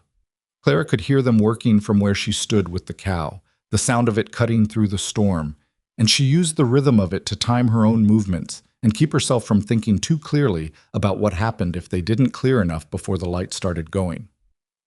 The light went early in December. That was the other thing about Montana winter that the unprepared tended to underestimate. "Clara," Ethan's voice from the access point. She looked up. "We're through. Not wide, but through." She got the cow moving toward the opening. The animal balked twice, once at the narrowness of the cleared channel, and once at a noise from somewhere in the drift that Clara couldn't identify and didn't bother to try. She didn't push, she redirected. She kept the pressure steady and the presence consistent, and when the cow finally moved into the channel and found the downslope on the other side of the drift, she kept going with the stumbling determination of an animal that had found the direction it needed. Getting back down the ridge with the cow on a lead and the light already going gray was a different calculation than coming up had been. Going up, the risk was getting lost or turning back. Going down with a compromised animal and failing light, the risk was the cow going down on the trail in a location where they couldn't help her, or one of the horses losing footing on an iced section and bringing the whole line down. Clara set the pace by the cow's condition rather than by how fast she wanted to move, which meant slower than felt safe and faster than the cow wanted. She talked to the animal continuously. She talked to Ethan and Colum in the practical shorthand they had developed over the summer and fall, the compressed communication of people who have worked together long enough to drop the scaffolding and just say the necessary thing. When a section of trail looked wrong, she said so, and they assessed it together in under a minute and made the call. They came down off the ridge in the dark. Not complete dark. There was enough ambient light from the storm-reflected sky to navigate by, barely, but dark enough that the last 30 minutes were operating on memory and feel more than sight. The cow stumbled on the lower section, and for a moment Clara's whole attention collapsed to that single point, the weight of the animal and the lead in her hands, and the decision of how much to let the stumble complete versus how much to arrest it. She let it complete. Arresting a stumble wrong at a stumble's worst point was how you got a fall. The cow went to one knee, recovered, continued. They came into Callahan's yard at 7 in the evening. Pete had kept the yard lanterns lit and the gate open, which was the most useful thing he had done in his time at the operation, and Clara filed that away as evidence in his favor. The cow was put in the near shelter with the other compromised stock and assessed properly by lamplight. Clara worked through it systematically: temperature indicators, hydration, muscle response, the specific checks that told her what the animal needed and in what order. She was aware that she was very cold and very tired and that her hands were not entirely cooperating, but she had operated in similar states before and had learned to compensate for the specific ways cold and fatigue degraded performance. She moved more slowly and more deliberately, which is the correct adjustment, not faster, not more aggressively. Ethan was beside her for most of it, handing her what she needed without being asked because he had watched her do this enough times to know the sequence.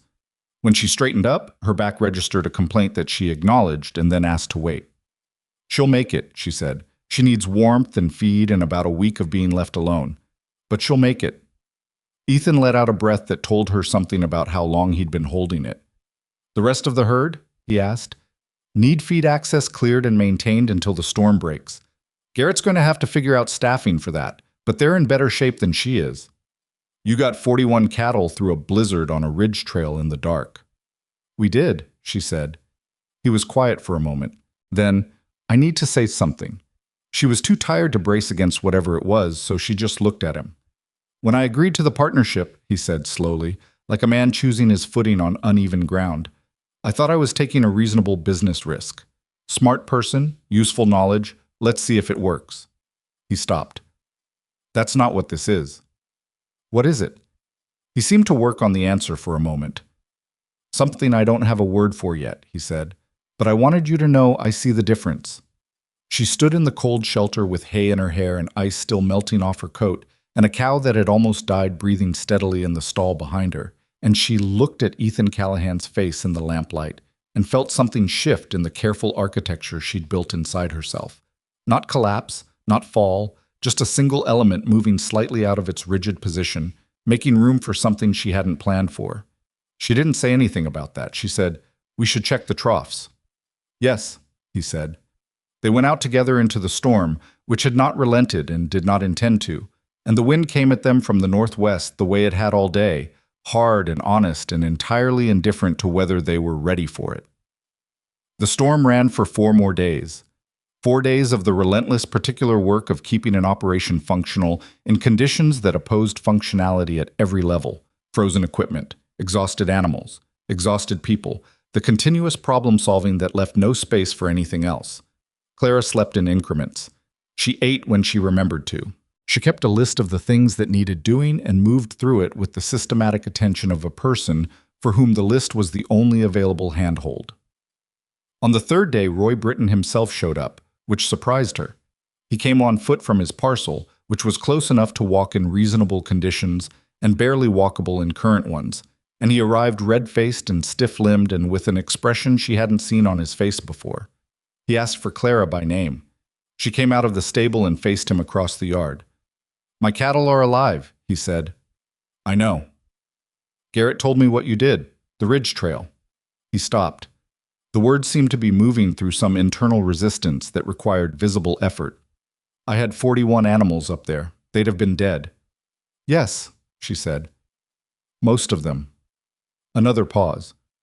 "I've said things," he said, "about you. I'm not going to pretend otherwise." "I know what you've said," she said. "I know you do."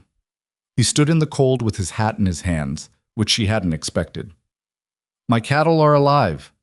She understood that this was the entirety of what he was able to give, and that it had cost him something to come in person in a blizzard to give it, and she received it in the spirit it was offered. "Get inside," she said. "Pete will give you coffee. When the storm breaks, we'll need to coordinate feed distribution for your upper pasture herd. Can your hands manage the trail access now that it's cleared?" He nodded. "Then we'll talk about the coordination when you've warmed up." He went inside. She stood in the yard for a moment, alone in the storm, and let herself feel the full weight of the last 4 days, the exhaustion of it, the fear of it that she hadn't let herself feel while it was happening, the specific terror of the ridge trail in the dark that she had filed away to be processed later and that now wanted processing. She let it move through her without being destroyed by it, which was a skill she had developed imperfectly and continued to work on. Then she went back to the stable, because there was still work to do and the storm hadn't ended. On the 5th day it broke. The silence was almost louder than the wind had been. Clara stood in the yard in the crystalline cold of a morning after a major storm, the valley white and still and glittering under a sky that had gone such a deep clear blue it looked false, like a backdrop in a theater. Every fence line was outlined in snow. Every roof held the same rounded white weight. The mountains to the north and west looked scoured, the kind of clean that violence leaves behind when it's finished. She counted what they had. The Callahan operation had come through with no losses. Roy Britton's herd was alive and would need management through the winter but was not in crisis. The Murdoch and Holland operations had followed her preparations and were in reasonable shape. Delacroix had lost 2 animals, which was painful but not catastrophic, and he had Jed's testimony about why the number wasn't higher. The Malone operation, which had not been willing to receive information from Clara in any form, had lost 11 head, 11 animals. Clara stood in the morning and thought about those 11 animals, not with satisfaction at being proven right, because that would have required the animals to be a lesson rather than a loss. And animals were not lessons. She thought about them the way you think about things that could have been prevented if the world had been willing to arrange itself differently. Harold Stitch had lost 6.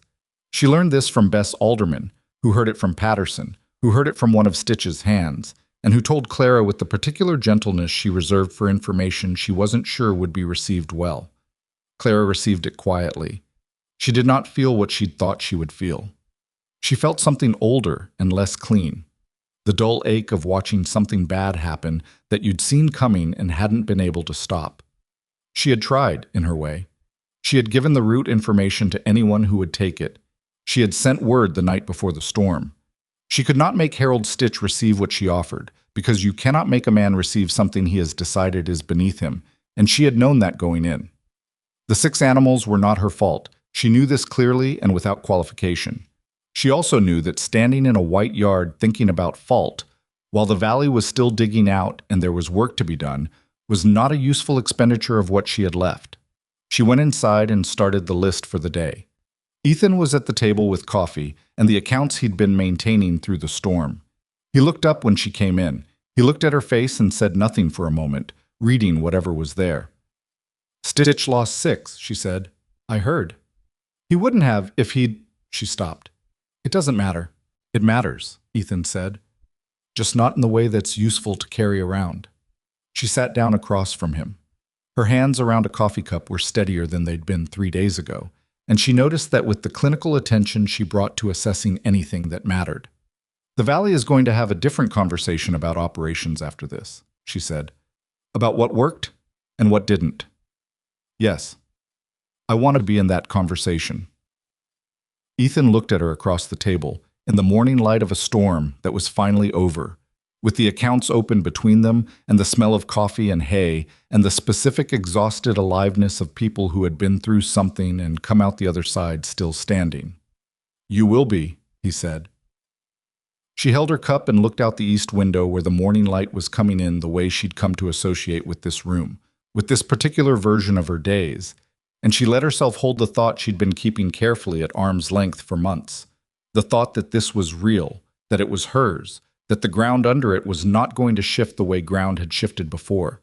She didn't fully trust it yet. She was not sure she was capable of fully trusting something this good, not after the particular education her life had given her. But she held it anyway, the way you hold something fragile, carefully, with full attention, making no promises about tomorrow. The Valley's conversation after the storm was not the conversation Clara had expected. It was larger, and it started faster, and it had an edge to it that she hadn't fully anticipated, the particular edge that comes when people have been frightened and are now, with the danger past, working out how to feel about the fact that they were frightened. The first meeting was at the Harlan Saloon, 12 days after the storm broke. It was not called formally. Nothing in the Valley ever was. But it had the attendance and the gravity of something that mattered, and by the time Clara heard about it through Jed and rode into town with Ethan, there were already 8 ranchers and twice as many hands gathered in the main room with the particular configuration of men who need to make a decision but haven't agreed yet on what the decision is. She walked in beside Ethan, and the room did the thing rooms sometimes do. It didn't stop exactly, but it adjusted. A slight recalibration of posture and conversation, the way a space changes when a new element enters it that the space hasn't fully categorized yet. She had walked into rooms like this before. She knew how to carry herself through the adjustment without either shrinking from it or pushing against it, and she did that now, taking a place at the side of the room where she could see the whole of it without being its center. Roy Britton was already talking when they arrived. He was not a man who saved his talking for when he had the room's attention. He talked in the continuous mode of a man who expected the room to arrange itself around him eventually, and it usually did. He was saying something about coordinated winter preparation, about how the valley needed a unified plan rather than each operation managing independently. Clara listened to the shape of the argument rather than just its content. The shape was correct. The content was, in several places, specifically wrong. Frank Delacroix spoke next. He had lost 2 animals in the storm, which had been a private wound in a way that livestock losses become for people who have raised the animals from calves, and the wound had done something to his usual skepticism, softened the edges of it, or perhaps just redirected it. He agreed with Britton about coordination. He said the valley should have a system. What kind of system? Someone from the back asked. Britton said he thought there should be a committee. Clara watched the room receive this. A committee was the thing men proposed when they wanted to feel like action was being taken while distributing the responsibility for what the action produced. She had seen enough committees to know their natural life cycle, the initial energy, the procedural disputes, the gradual displacement of the original problem by the problem of managing the committee itself. She waited. She had learned, with a patience that had cost her several years to develop, that speaking too early in rooms like this produced a specific kind of resistance that was harder to overcome than the resistance that came later, when you'd let the room exhaust its first tier of ideas.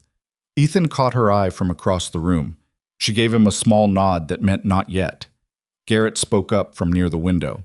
He had a way of talking that was unhurried without being slow, the voice of a man who had formed his thought completely before he opened his mouth. He said that a committee was fine if it had something concrete to organize around, but that in his experience, committees without a concrete plan became the plan, and they didn't have time for that. He said the valley needed route maps, winter preparation protocols, and communication procedures for weather events. He said that somebody needed to put those things together. He didn't look at Clara when he said it, but the quality of his not looking was specific in a way that several people in the room registered, and she saw them register it. Britton said, "I agree. Question is who?" The room went through several candidates in the way that rooms do, each name offered with the particular combination of genuine consideration and political subtext that made these conversations exhausting.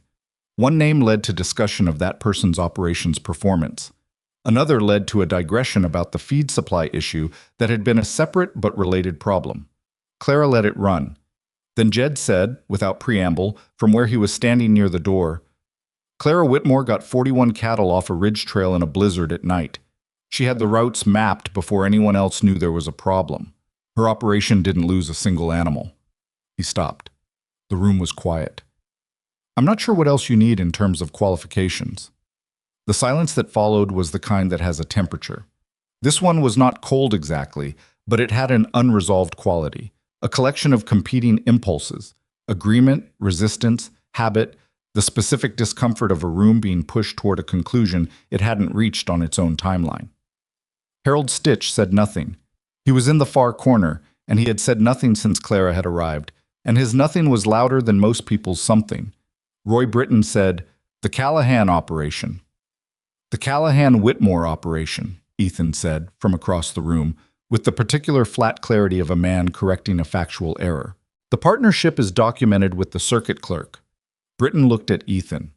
The room looked at Ethan. Clara looked at Ethan and felt something she didn't examine in detail at that moment. Something in the area of gratitude mixed with a more complicated thing she wasn't ready to name.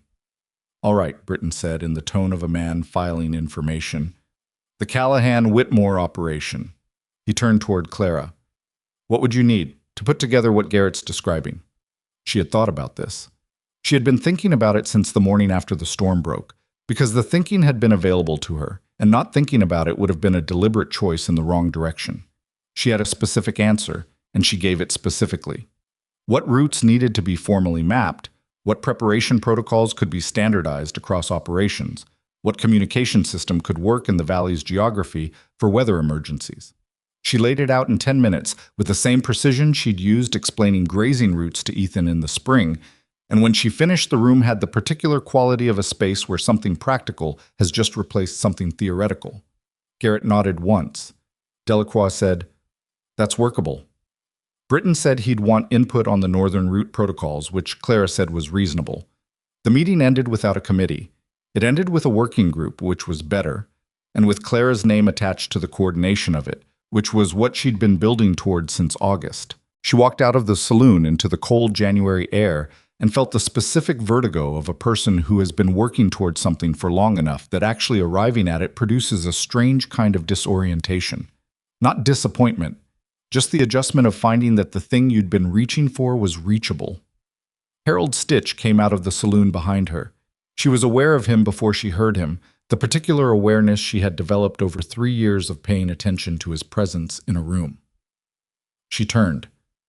He looked older than he had in the summer. That might have been the winter, or the storm, or just time.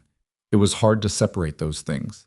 He stood a few feet away and looked at her with an expression she had seen on his face before, but never in this particular combination of elements. 6 animals, he said. She said nothing. If I'd taken your route information, he said, the way the others did.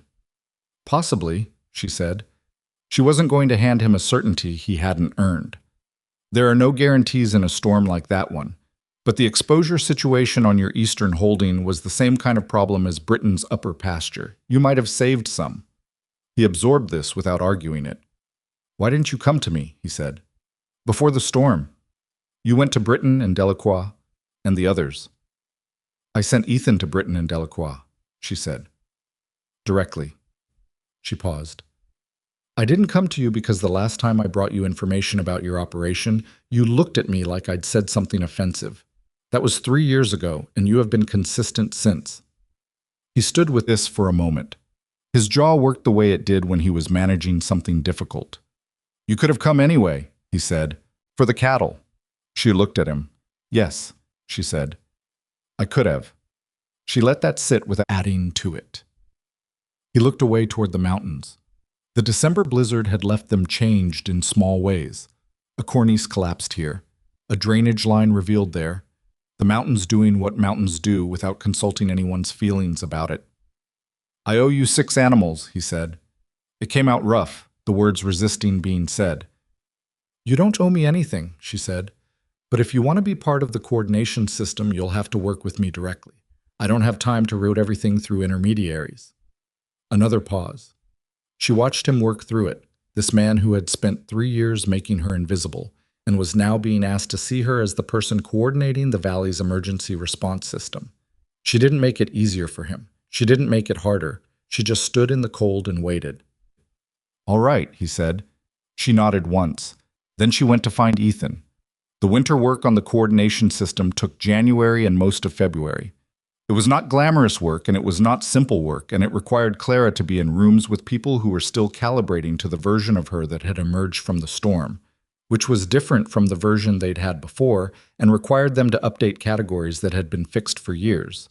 Some did it quickly. Some did it slowly. Some never quite finished doing it, and she managed those with the patient pragmatism of a person who had accepted that you could not require other people to be better than they were capable of being. She drew the route maps herself, on proper paper with a surveyor's care, checking each one against terrain memory and the handful of written records she could find. Ethan rode some of them with her to verify, and twice they found small errors, trail characteristics she'd remembered slightly wrong, or sections that had changed since she'd last used them. She corrected without drama and updated the maps. The willingness to correct without drama was something the Valley ranchers noticed, she thought, because they had known men who treated their mistakes as someone else's problem. Garrett took the emergency communication protocols and turned them into a practical system, a series of relay points and signal conventions that could work across the Valley's geography without requiring everyone to be in one place at one time. He came to Clara with questions about terrain and sightlines, and they worked through the answers together, sitting at Callahan's table in the evenings with coffee and the maps. And those evenings had a particular quality that Clara found she valued in a way she hadn't expected. It was February when Douglas Mercer arrived. She had not seen him since the dissolution of her family's ranch. He looked the same, carefully dressed for a county banker, the specific grooming of a man who wants to be taken seriously and has invested in the right signals. He came to Callahan's property with a visiting attorney from Helena, a man named Aldous Pratt, who had the professional pleasantness of someone whose pleasantness was a tool rather than a disposition. They arrived in a good carriage on a cleared road and came to the door in the middle of a Thursday afternoon. Clara answered the door. She watched Mercer's face go through several things in quick succession: recognition, surprise, and then the composing adjustment of a man accustomed to encountering unexpected complications and filing them smoothly. "Miss Whitmore," he said, "I was looking for Mr. Callahan." "He'll be back within the hour," she said. "Come in." She put them in the main room and gave them coffee and sat across from them with her hands around her own cup, the maps she'd been working on pushed to the side of the table but visible. Mercer glanced at the maps. She watched him glance. "You're with the Callahan operation?" he asked, in the tone of someone confirming a minor fact. "Operational partner," she said. "It's documented with the circuit clerk." Aldous Pratt wrote something in a small leather notebook, which was probably meant to look routine and achieved instead the effect of drawing attention to itself. She noted it. They made small conversation until Ethan arrived, which he did in 40 minutes, still carrying the cold from outside and reading the room with the quick assessment she'd watched him develop over the past months. He shook hands with both men and sat down and looked at Clara with a question in his expression that she answered with a fractional expression of her own that meant wait and see. Mercer came to his point with the efficiency of a man who has made many such visits and prefers not to extend them unnecessarily. The county bank, he said, was looking at expansion possibilities in the valley. There were investment opportunities in larger-scale land consolidation. Several of the smaller operations were carrying debt from the difficult summer and winter, and the bank was positioned to acquire those parcels if the owners couldn't meet their obligations by spring. He was making courtesy calls to the larger and more stable operations in the valley to discuss what that consolidation might mean for the operational landscape. Clara listened to this explanation with her full attention, which was how she listened to most things. The language of it was smooth and reasonable: courtesy calls, operational landscape, consolidation. The content underneath the language was something she recognized from a different angle.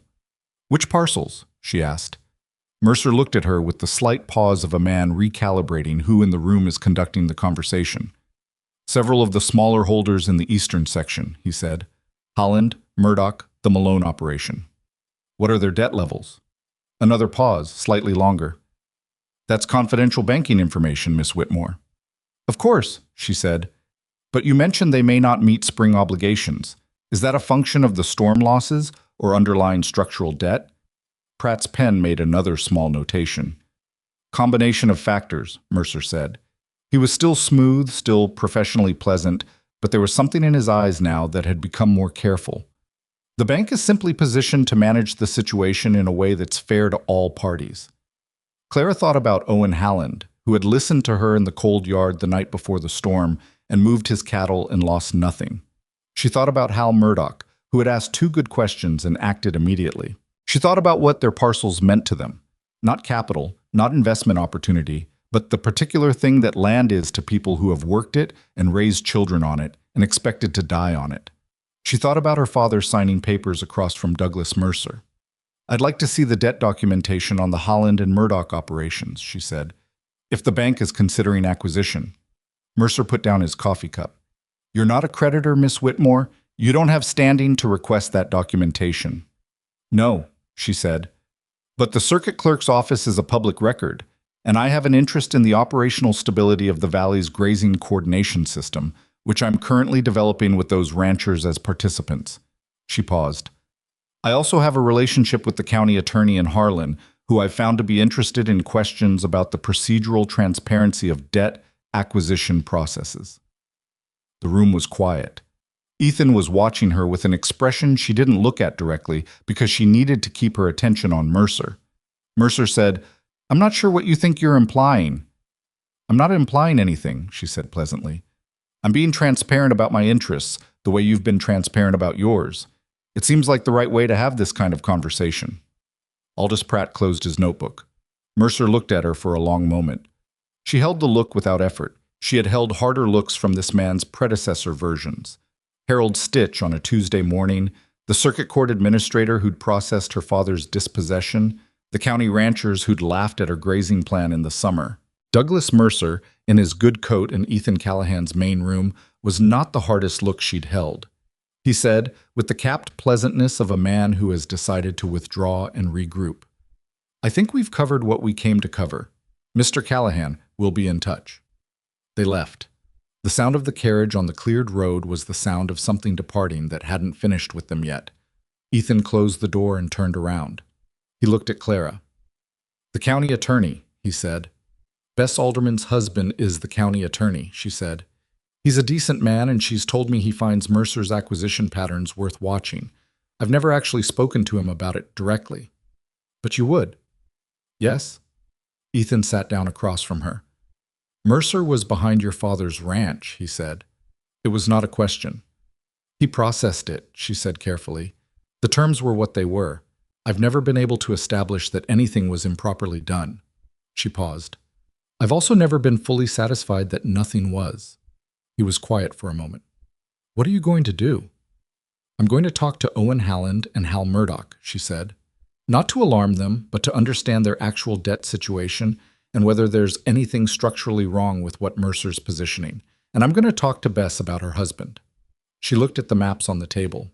"If Mercer acquires those eastern parcels, the Valley's grazing coordination loses two operations that are critical to the system I'm building. That's a practical problem independent of everything else." "And the everything else?" She met his eyes. "I'll manage the everything else separately," she said. The conversation with Owen Halland happened 3 days later, at Holland's kitchen table with his wife present, because Holland made no significant decisions without her, which Clara had come to recognize as a sign of a man who understood his own judgment's limits. What she found was not the crisis that Mercer had implied.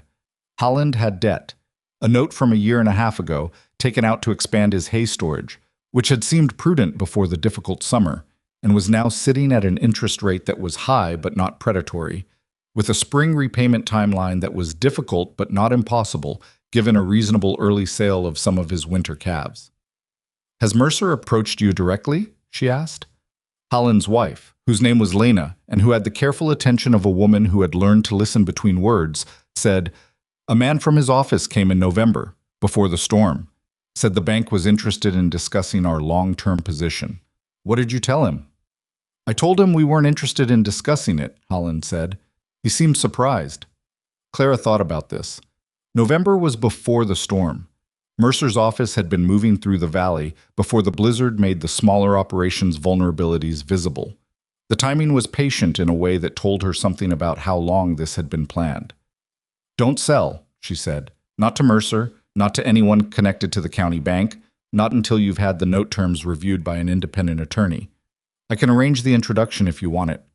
Lena looked at her husband. Holland looked at Clara. "Why are you doing this?" he asked. It was not unfriendly. It was the question of a man who had been taught by experience to understand that help has a shape, and the shape tells you something about what it costs. She thought about how to answer that honestly. "Because the valley works better when the small operations are stable," she said. "And because I know what it looks like when someone loses a ranch they should have been able to keep, and I'd rather put in the work to prevent it than watch it happen again." Lena nodded, once, with a decisiveness that suggested she'd made up her mind about something. The Murdoch situation was different. Hal Murdoch was in his 60s and had been in the valley longer than anyone currently operating, and his debt was older and more tangled. 2 separate notes from different periods, one from the county bank and one from a private lender, and the relationship between those 2 notes had a complexity that Clara didn't have the legal training to fully parse. She sat with him for 2 hours and left with a clear sense that he needed more than her, which she told him directly. She went to Bess Alderman the next morning. Bess listened without interrupting, which was not her usual mode, but she was good at it when the situation warranted.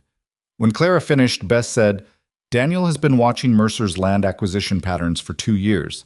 He thinks there's a pattern of manufactured urgency, creating or exploiting pressure points to push sales that wouldn't happen otherwise. Can he do anything about it?"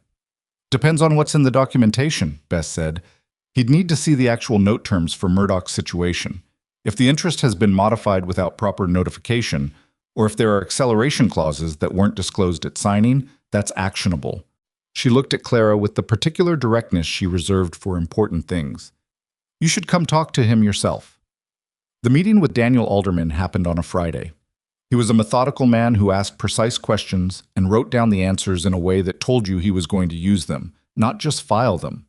He listened to what Clara knew about the Murdoch debt situation and about Mercer's approach to Halland and to Callahan's property, and he asked about her father's ranch. She told him. All of it, in the careful detail she'd preserved over years, not because she'd planned to use it, but because that was how she processed loss, by remembering it accurately. He made notes for a long time after she finished. Then he said, I can't promise anything about what happened to your family's ranch. That was before I held this position, and the documentation is old. But what you're describing about the current pattern, that I can work with. He looked at her over his notes. I'll need time. How much time? Before Mercer's spring acquisition timeline. It'll be close. Then let's not waste it, she said.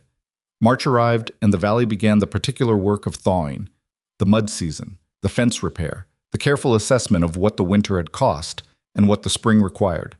The coordination system Clara had spent January and February building was tested for the first time in its formal version when a late-season storm threatened in the third week of March, smaller than the December blizzard, but coming fast.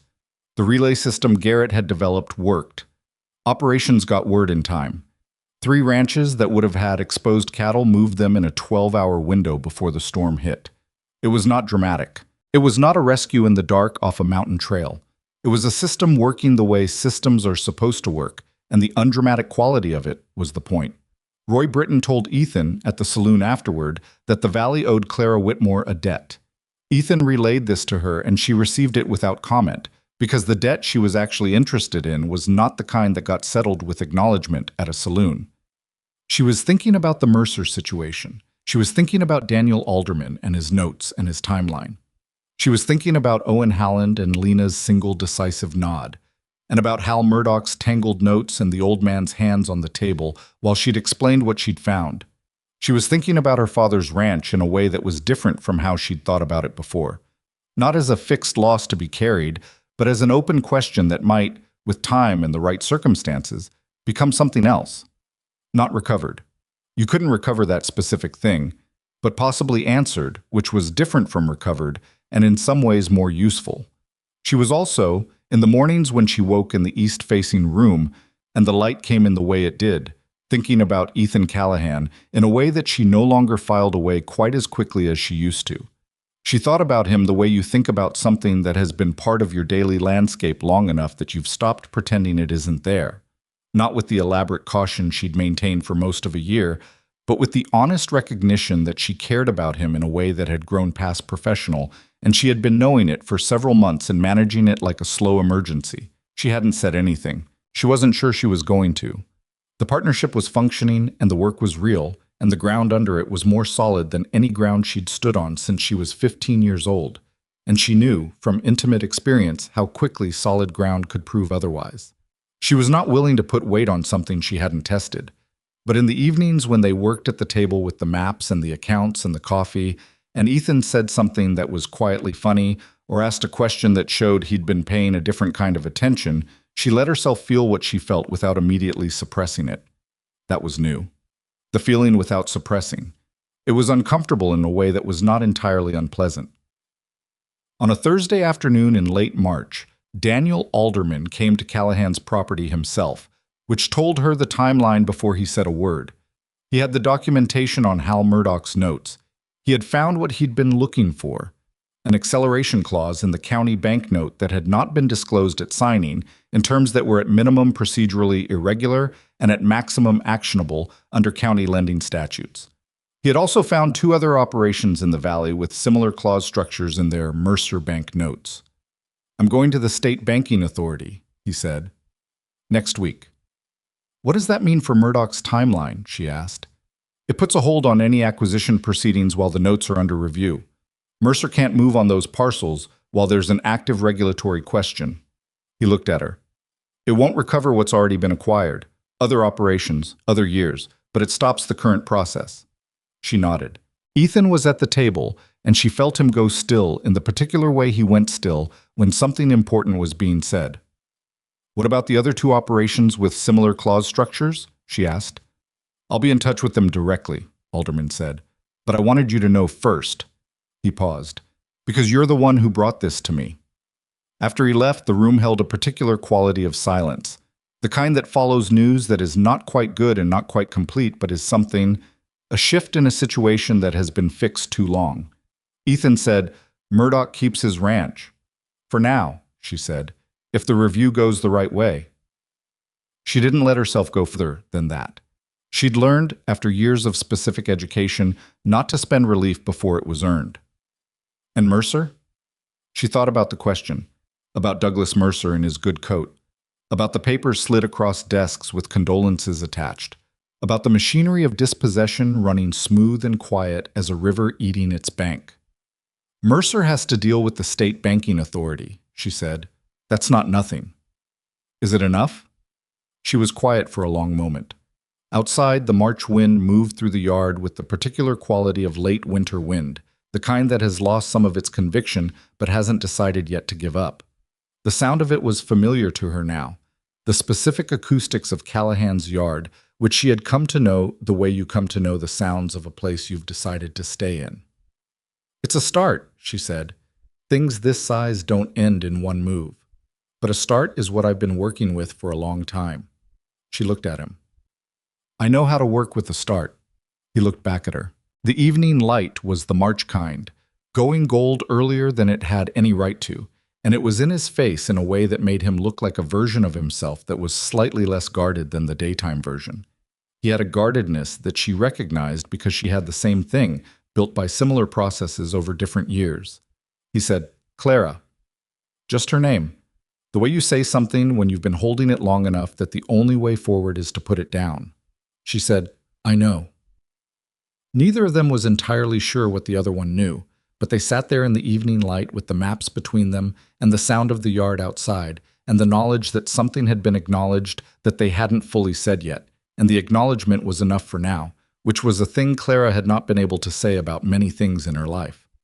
Outside, the March wind continued its uncertain negotiations with the season, and the valley spread in the late light from ridge to ridge, and somewhere to the east, the parcels that Mercer had thought were his were still in the hands of the people who'd built them, and the routes Clara had mapped were in the circuit clerk's office under her name alongside Ethan's, and the ground under her feet was not certain.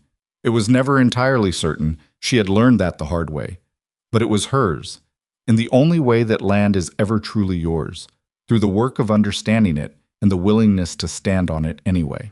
The State Banking Authority's investigator arrived in Harlan on the second Tuesday of April, which was also the day the mud finally began to firm up enough to drive on without losing a wheel to it, which Clara took as neither a sign nor a coincidence, but simply the way things sometimes arrange themselves without consulting your feelings about the timing. His name was Renford. He was a compact man from Helena with a gray coat and a methodical manner, and the particular quality of attention that belongs to people whose profession requires them to find the thing that has been deliberately made hard to find. He set up in the circuit clerk's office, which was the only space in Harlan with enough table room for the volume of documentation he'd brought, and he began requesting records with a quiet efficiency that Clara found professionally satisfying in the way that watching any person do their actual job well is satisfying. She met with him on the Wednesday. Daniel Alderman was present, and Ethan came also, not because he was required, but because Clara had asked him to. And the asking had been a small thing that was also not small. The first time she had asked him to be present somewhere as a support rather than as a partner in the operational sense, and both of them had registered the distinction without discussing it. Renford asked her questions for 2 hours. He asked about her family's ranch, about the timeline of the debt and the acquisition, about the specific terms she remembered, and the specific moments where something had felt wrong, and the difference between those two categories. He asked about the current operations, Murdoch, Holland, the other two note holders that Alderman had identified. He asked about Mercer's approach to Callahan's property in February, about Pratt's notebook, about the pattern as she understood it. She answered everything with the same precision she brought to reading land and livestock, accurately, without embellishment, noting clearly when something was her interpretation versus her direct knowledge. Renford wrote steadily. At one point he paused and looked at her over his notes and said, "You have a thorough memory." "I have a thorough investment in remembering accurately," she said. He considered this. "Most people who've been through a loss like your family's ranch either remember everything as worse than it was, or they edit out the parts that are complicated," he said. "You're doing neither." "The parts that are complicated are the most useful parts," she said. He wrote something down. She didn't ask what. The investigation ran through April. It was not a dramatic process. Investigations rarely are, from the inside. It was documentation and interviews and waiting, and the waiting was the hard part, because waiting was the one thing Clara had never learned to do with any grace. She managed it by working, which was her management strategy for most things, and there was plenty of work. Spring on the Whitmore operation meant fence repair across the full perimeter, the opening of the summer grazing rotation she'd designed the previous year and was now refining based on what she'd learned, the accounting for winter losses across the valley, and the planning adjustments those losses required. She expanded the coordination system.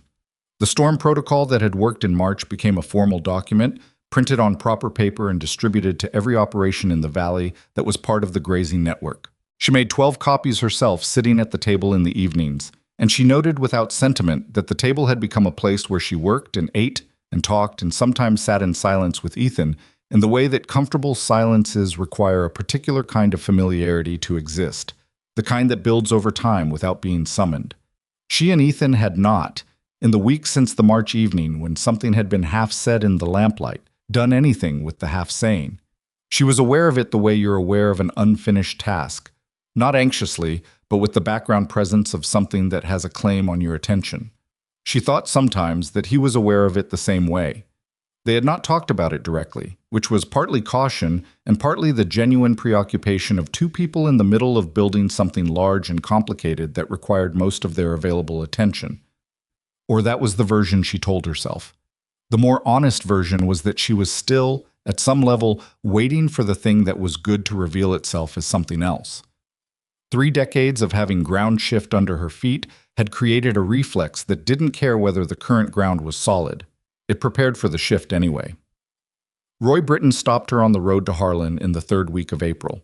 He was on horseback and she was in the cart, and they met at the junction east of the Callahan property, and he pulled up, and she pulled up, and they talked through what needed talking through, which was a question he'd been building to. "I want to put my operation formally into the coordination network," he said. "Not just participating, formally." She looked at him. He had the expression of a man who has made a decision and is now experiencing the particular discomfort of acting on it in front of the person the decision most concerns. "You've been participating since September," she said. "I know. I want it documented. My name on the same record as the others." She understood what he was saying, which was not entirely about the documentation. "All right," she said. "Come by Thursday and we'll do the paperwork." He nodded and started to pull his horse around, then stopped. "Those 6 animals," he said. He didn't finish the sentence. "Roy," she said, "the cattle are gone. What matters now is the ones that aren't." He looked at her for a moment with something in his face that was not comfortable to receive and not comfortable to give, the look of a man confronting the gap between who he'd been and who he was trying to be. Then he nodded again and rode on. She watched him go and thought about the strange economy of respect in a small valley, how long it took to build, how quickly it could be disrupted, and how the rebuilding was always more complicated than the building had been, full of detours through people's pride and history and the specific inertia of having already decided something. But it was rebuilding. That was the thing. The Mercer investigation concluded in the first week of May with a finding that Clara read 3 times to make sure she'd understood it correctly. The state banking authority found procedural irregularities in 7 county banknotes across Harlan County, including both of the acceleration clauses in Murdoch's notes. 3 of those notes were referred for formal review under the county lending statutes. Douglas Mercer was required to appear before the banking authority in Helena, and the acquisition proceedings on all 7 affected properties were suspended pending the outcome of the formal review. It did not give Clara back her family's ranch. She had known it wouldn't, and she had prepared herself for that knowledge. But preparing for a thing doesn't mean the thing doesn't land. It landed on a quiet morning in May when she was alone in the east-facing room reading the findings document, and she let it land completely and felt the full weight of it, the anger, the grief, the specific injustice of a process that could catch a pattern in time to protect the Murdochs and the Hollands of the Valley, but couldn't reach back far enough to undo what had already been done. She felt all of that without trying to minimize it, or talk herself out of it, or make it productive. Then she got up and made coffee and went to work, because the cattle needed moving to the spring rotation and the fence on the northeast corner had developed a lean that needed attention before the summer. She told Ethan about the findings that evening. He listened without interrupting, which was how he listened to things that mattered, and when she finished, he was quiet for a moment. "How are you?" he asked.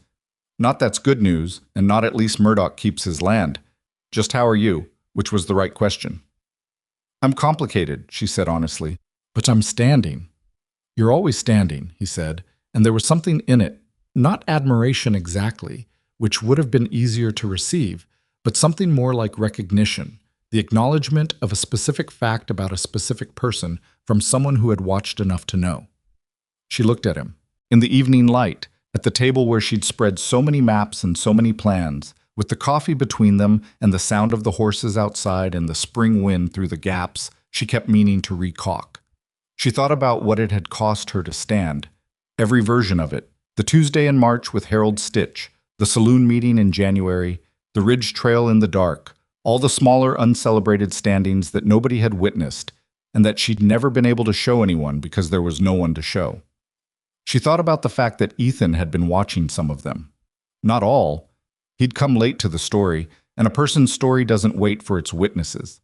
But he'd been there for enough of it to know the shape of it, which was more than she'd had from anyone in a long time. "I need to tell you something," she said. He waited. "I have been careful," she said, "since we started this. Deliberately careful about what I let this be." She stopped, looked at her coffee cup, looked back at him. "Because I've had ground shift before. Situations that felt solid, and I've learned to stay very close to the practical version of things." "I know," he said. "I'm not sure I'm being fair to you," she said, "by staying only in the practical version." The room was quiet. Outside, something moved in the yard. One of the horses shifting, or the wind finding a loose board, and the sound of it was so familiar by now that it was part of the room rather than separate from it. Ethan said, "I'm not in a hurry." "That's not—" She stopped. "I'm not asking you to wait. I'm trying to say that I think the thing I've been managing very carefully might be worth less managing." He looked at her for a long moment. He had a face that was not easy to read quickly, and she had spent months learning to read it slowly, and she knew what she was looking at now. "Clara," he said, "I have known what this is since the winter. I've been waiting for you to know it, too." "I've known it," she said. "I've been deciding what to do with knowing it." "And now?" She thought about the question, about ground and weight and what a foundation actually required, not the absence of risk, which was not available, but the specific combination of elements that made risk worth taking. Knowledge of the person. History under load. The demonstrated quality of how they handled failure and correction, and the difference between what they said and what they did. She had all of that. She had a year of it. "Now I'm done being careful," she said. It was not a perfect declaration. It was not smooth or romantic in the way that stories get smoothed in the retelling. There was still coffee on the table and maps she hadn't finished, and a fence lean that needed attention in the morning. But Ethan Callahan reached across the table and put his hand over hers, and she let him. And that was the beginning of the next thing, which was also not smooth and not perfect, and was entirely, completely real. May moved through the valley with the particular abundance that follows a hard winter. The grass coming back fast and thick on the pastures that had been rested, the cattle responding to the spring rotation in ways that showed up in their condition with a clarity that made Clara's months of planning visible in physical form, which was one of the specific satisfactions of livestock work that she had never been able to fully explain to people who hadn't experienced it. You built a thing in your mind and on paper, and then the animals showed you whether you'd been right, in pounds and health, and the way they moved across a pasture they had what they needed on. The spring assessment across the Valley Coordination Network was the first formal one, She'd designed the protocol for it over the winter, a standardized check of each participating operation's livestock condition, feed reserves, and infrastructure status, to be done in May and repeated in September before winter preparation. She did the Clara Whitmore operation herself and worked with Garrett and Jed to coordinate the others, and the numbers that came back were better than she'd projected, and slightly worse in two specific areas that she'd make adjustments for before fall. That was the texture of it. Not triumph, not failure, but the ongoing specific work of a system being refined. Hal Murdoch came to her on a Friday in May with his hat in his hands, which she was starting to recognize as the Harlan County posture for gratitude that exceeded the speaker's vocabulary. He was a big man who had worked his land for 40 years, and his hands showed it, and he stood in her yard and said, "The bank sent notice yesterday. The review is holding the acquisition. My notes are under examination." "I know," she said. "Alderman told me. He told me you were the one who found the clause issue, brought it to him." He looked at her with the directness of a man who has organized his life around not owing debts he can't repay. "I don't know how to square that." "You don't need to square it," she said. "Just keep your operation running. You're part of the coordination network, and the network is more useful when you're in it." He worked something around in his expression. "My father built that ranch," he said. "Took him 15 years. I've been on it my whole life." "I know," she said. And she did know. Not the specific details, but the category of it, the particular weight of land that has been worked by the people who owned it. She knew it the way you know something that has been part of your own experience even when you no longer have the thing itself. "Thank you," he said. It came out plain and direct, which was the only way Murdoch said anything. "Keep your cattle on the spring rotation," she said. "I'll be by for the assessment next week." He put his hat back on and left, and she stood in the yard after his wagon had gone and let herself feel what that was. Not pride exactly, because pride had a self-congratulatory quality that didn't fit the moment. It was something quieter. The feeling of having done something that needed doing and having done it well enough that it held, which is a different thing from being celebrated for it, and in some ways more durable. Owen Halland brought his wife when he came, which told Clara before anyone spoke that this was a visit that mattered in the Holland household beyond what any single person could carry. Lena Halland was a small woman who said less than her husband, but whose silences had a weight to them that suggested they contained more than she chose to spend. She looked at Clara the way women sometimes look at other women who have done something they've wondered if it was possible to do, with a complicated mixture of recognition and relief. "Our note is under review," Halland said. "Yes, Alderman's doing good work." "We've been here 11 years, Lena said. It was the first thing she said, and she said it looking directly at Clara, not at her husband. "I planted the kitchen garden the first spring. I put up the curtains myself.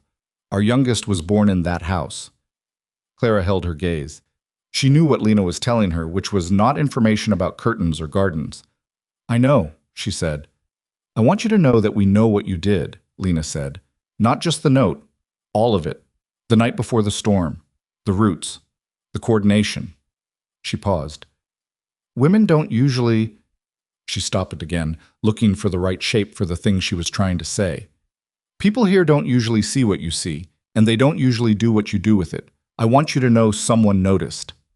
Clara was quiet for a moment. She was not comfortable being seen in this particular way.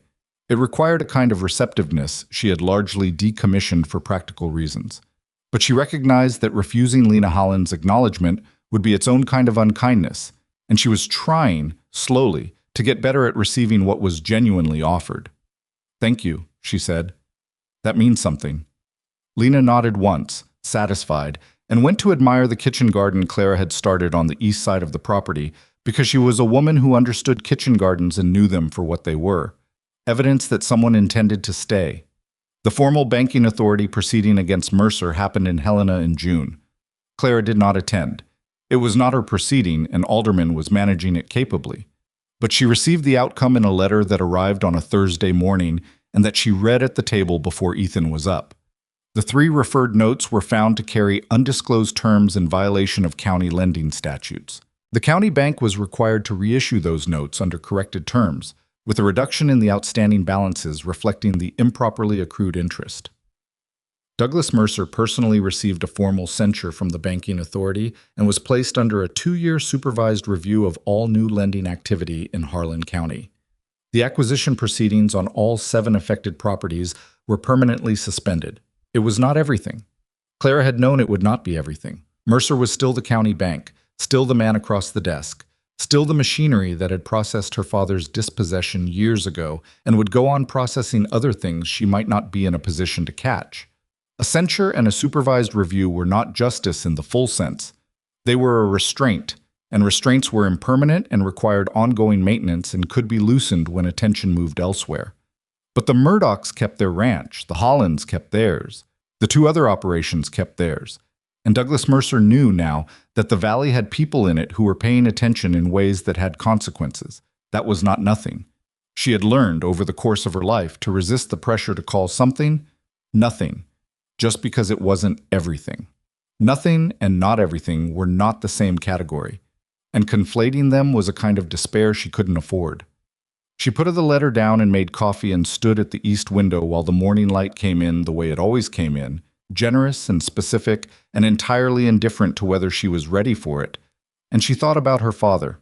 She thought about him the way she'd been thinking about him differently for months, less as an absence and more as a presence that had certain qualities worth examining honestly. He had been a good man who had made a specific mistake, which was to believe that the terms he was given were the only terms available.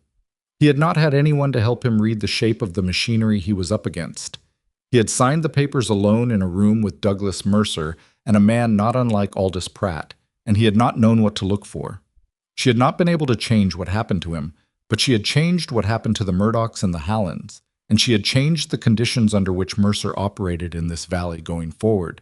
And she had built a system that made the valley's ranches less individually vulnerable to the kind of accumulated pressure that could take a family's land a piece at a time. It wasn't her father's ranch, but it was something he would have recognized as worth doing. She was still at the window when Ethan came in. He read the table, the letter, her posture, the untouched coffee, and came to stand beside her rather than asking immediately what the news was. He looked out the east window with her for a moment, at the spring morning and the pastures and the mountains behind everything. Good or complicated, he said. Both, she said. Mostly good. She handed him the letter. He read it without rushing, which was how he read most things. When he finished, he put it down on the sill. Murdoch and Halland keep their ranches, he said. Yes. And Mercer gets to keep operating under supervision. She paused. Which is better than nothing, and worse than what I'd like. He looked at her. What would you like? She thought about it honestly. I'd like my father's ranch back, she said, which is not available, so I'll take what is. He put his arm around her, which was still new enough that she registered it as a distinct event rather than background. The specific weight of it, the warmth, the way it required her to let herself be held, which was a thing she had never been particularly good at. She was working on it. She was working on a lot of things. What do you want to do today? He asked. Fence on the northeast corner, she said, and the spring assessment for the Britain pasture. And I want to add a notation to the coordination protocol for the Helena reporting path, now that we've used it once. So a normal day. A normal day, she agreed, and the word normal had a quality in it that she tasted for a moment. The strange, earned, improbable normalcy of a life that had taken a long time to arrive at a version of itself that she wanted to keep. The summer of 1884 came in gentler than the previous one, which the valley received with the cautious gratitude of a community that had learned not to trust a good summer entirely, but was willing to use it while it lasted. The coordination system's first full annual cycle proved itself in the ways that matter for systems, not in dramatic rescue, but in the quiet accumulation of decisions made in time, resources moved before they were needed, problems caught before they became crises. Clara expanded the mapping project. She rode every route in the valley she hadn't yet formally documented, sometimes with Ethan, sometimes with Garrett, twice with Colum, who turned out to have an eye for terrain that she hadn't expected and that she made direct use of. The maps grew into a proper set, 12 sheets of heavy paper, carefully labeled and cross-referenced, stored in a leather case that Ethan had commissioned from the saddler in Harlan without telling her until he gave it to her, which was the kind of gesture she was still adjusting to receiving. She taught the routes to Pete, who was 23 and serious about the work in a way that had improved considerably since the summer before. She taught them to Hallin's eldest son, who was 17 and had the same quality of attention his mother had. She wrote down the methodology for reading trail conditions in winter, which was not something she'd ever seen written down, because the people who knew it learned it by doing it, and the people who hadn't done it had no framework for the written version to attach to. She wrote it carefully and practically, addressed to someone who was starting from nothing, and she gave copies to Alderman and to Garrett and to Britton and kept one herself. She was making the knowledge transferable. This was deliberate. She had spent 3 years holding knowledge that no one would receive, and she had learned from that experience not just the frustration of it, but the specific risk. That knowledge held only in one person is knowledge that can be erased by one person's removal from the situation. She was building redundancy into the system, which was unglamorous and time-consuming and was the most important thing she did that summer. Harold Stitch came to her in August. Not to her fence line, not to a saloon, not in the oblique way he'd managed most of his interactions with her since January. He came to her yard on a Tuesday morning, Tuesday, which she noted with a private recognition, and he got down from his horse and he stood in the yard and he said he needed to talk. She brought him inside. She gave him coffee. She sat across from him and waited. He was not a small man and he had not become smaller, but there was something in him that had a specific quality of the inflation that had characterized him for all the time she'd known him, the inflation that came from treating other people as less than they were. That was smaller. She noticed it without satisfaction and without pity, which was the honest range of what she felt. "My operation is struggling," he said. She waited. "I made some decisions last fall and winter that—" He stopped. "The decisions weren't right." "Which decisions?" He named them, specifically, which surprised her. The holding of exposed cattle, the refusal of the route information before the storm, the late winterization, a grazing rotation choice in the spring that she could see from where she sat had been the wrong call. He named them in the flat voice of a man doing an accounting he'd been avoiding and had finally run out of reasons to avoid. "I've got a note at the county bank," he said. "Different terms than the ones they found on Murdoch. Mine are clean, or Alderman says they're clean, but it's sitting at a level that gives me trouble if the fall isn't strong." She listened to this and thought about what it required of her. It required a kind of clarity that didn't feel like revenge and didn't feel like charity, and was harder to locate than either of those things. "What are you asking me?" she said. He looked at her steadily. "I'm asking if the coordination network has room for an operation that should have been in it a year ago." She sat with this for a moment. She thought about Tuesday mornings and mud and feed bags and the particular weight of being made invisible by a person who could see you perfectly well. She thought about 6 cattle that were dead.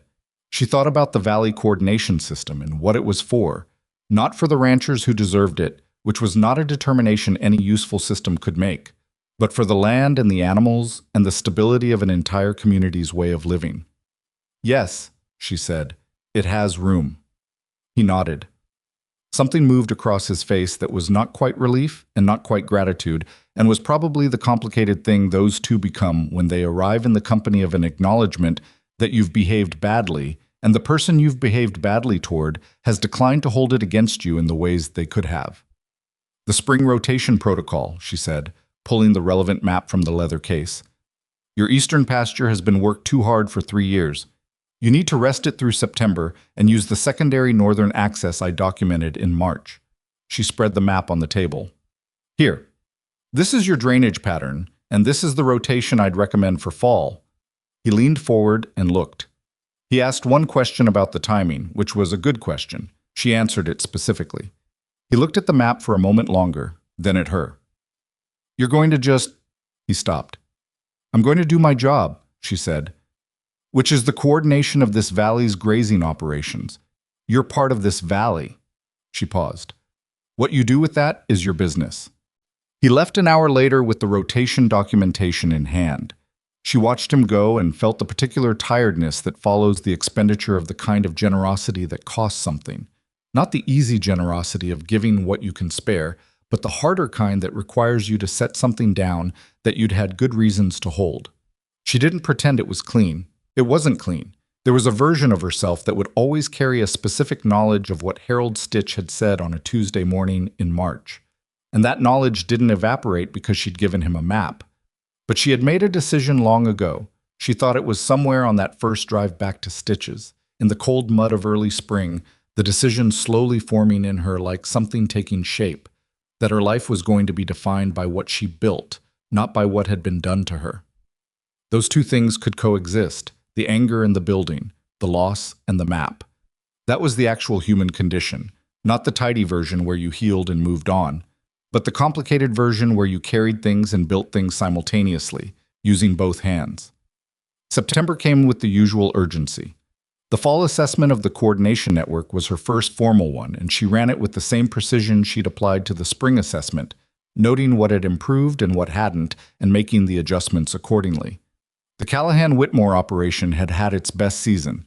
Not dramatically best, not the kind of season you could put in a legend, but measurably, specifically better than any projection she'd made when she and Ethan had spread the first maps across the table in the spring of the previous year.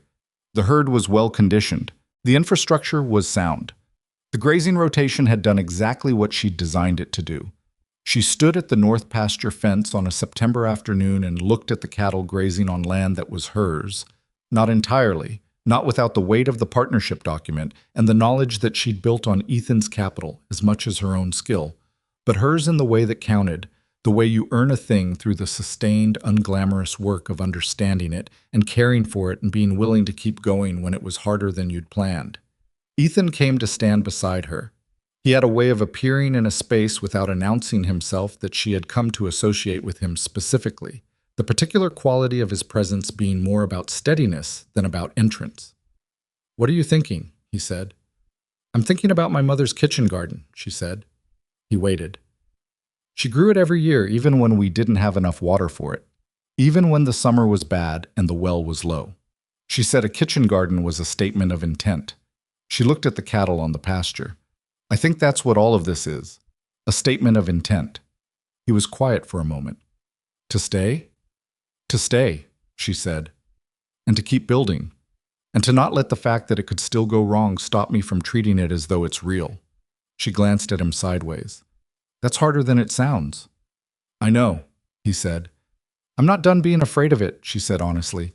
"I might not ever be fully done." "That's all right," he said. "Fear's not the problem. What you do with it is the problem." She thought about what she'd done with it, the ridge trail in the dark, the saloon in January, the conversation with Mercer in February, the letter she'd read alone at the table in June. The things you do when you're afraid and you do them anyway, not because the fear goes away, but because you've decided the doing matters more than the comfort of staying still. That was the whole of it, she thought. That was the thing she'd learned across 30 years and a lost ranch and 3 years of invisibility and 1 blizzard and a year of building something she hadn't been certain she was allowed to want. You didn't get to stop being afraid. You didn't get to arrive at a version of your life that was safe from the particular grief of watching things shift beneath you. What you got, if you were willing to keep working, was the knowledge that you had handled it before and could handle it again, and the specific ground under your feet that you had earned by refusing to leave it. The valley spread from ridge to ridge in the September light, gold and brown and green in the proportions that September produces when the summer has been decent, and the mountains stood behind everything the way they always had, indifferent and enormous, and also in the specific way of landscape that you've lived inside long enough to stop seeing as scenery, something close to home. Clara Whitmore. Clara Whitmore Callahan, as of a Tuesday morning in June in the Harlan Circuit Clerk's office, witnessed by Bess and Daniel Alderman and Garrett, and an uncomfortable but present Roy Britton, stood at the fence of the north pasture of the operation she had built from knowledge and stubbornness and the willingness to be seen for what she was, rather than what was convenient for others to see, and she let herself feel the full weight of it without flinching from any part of it. The loss was part of it. The loss was always going to be part of it. Her father's land, her mother's kitchen garden, the years of Tuesday mornings at Stitches. You didn't build something from nothing without carrying the weight of what nothing had felt like, and she wasn't going to pretend otherwise or sand it down to something easier to hold. But the building was also part of it. The maps in the leather case, the 12 copies of the coordination protocol, Hal Murdoch's ranch still in Hal Murdoch's hands, Owen Hallen's youngest still sleeping in the house where he was born. The valley's cattle on their rotation, grazing the land in the way she'd planned, giving back to it by the pressure and the movement that healthy managed herds give to pasture, making it better for having been used well. Ethan's hand on hers, across a table that had become their table, in a room that had become the room where they worked and ate and argued about the timing of the fall supplemental feed, and sat in silence that was comfortable in the way that comfort requires time to build. These things were real. She had made them real. And she had made them from the only materials available, which were the specific circumstances of her life, the loss and the knowledge and the years of being underestimated, which had taught her things that an easier life would not have taught her, and which she would not trade even for the easier life, because the trading would require her to be a different person, and she was not interested in being a different person. She was interested in being this one, more completely, with more of herself showing than she'd been able to afford before. That was the statement of intent, not dramatic.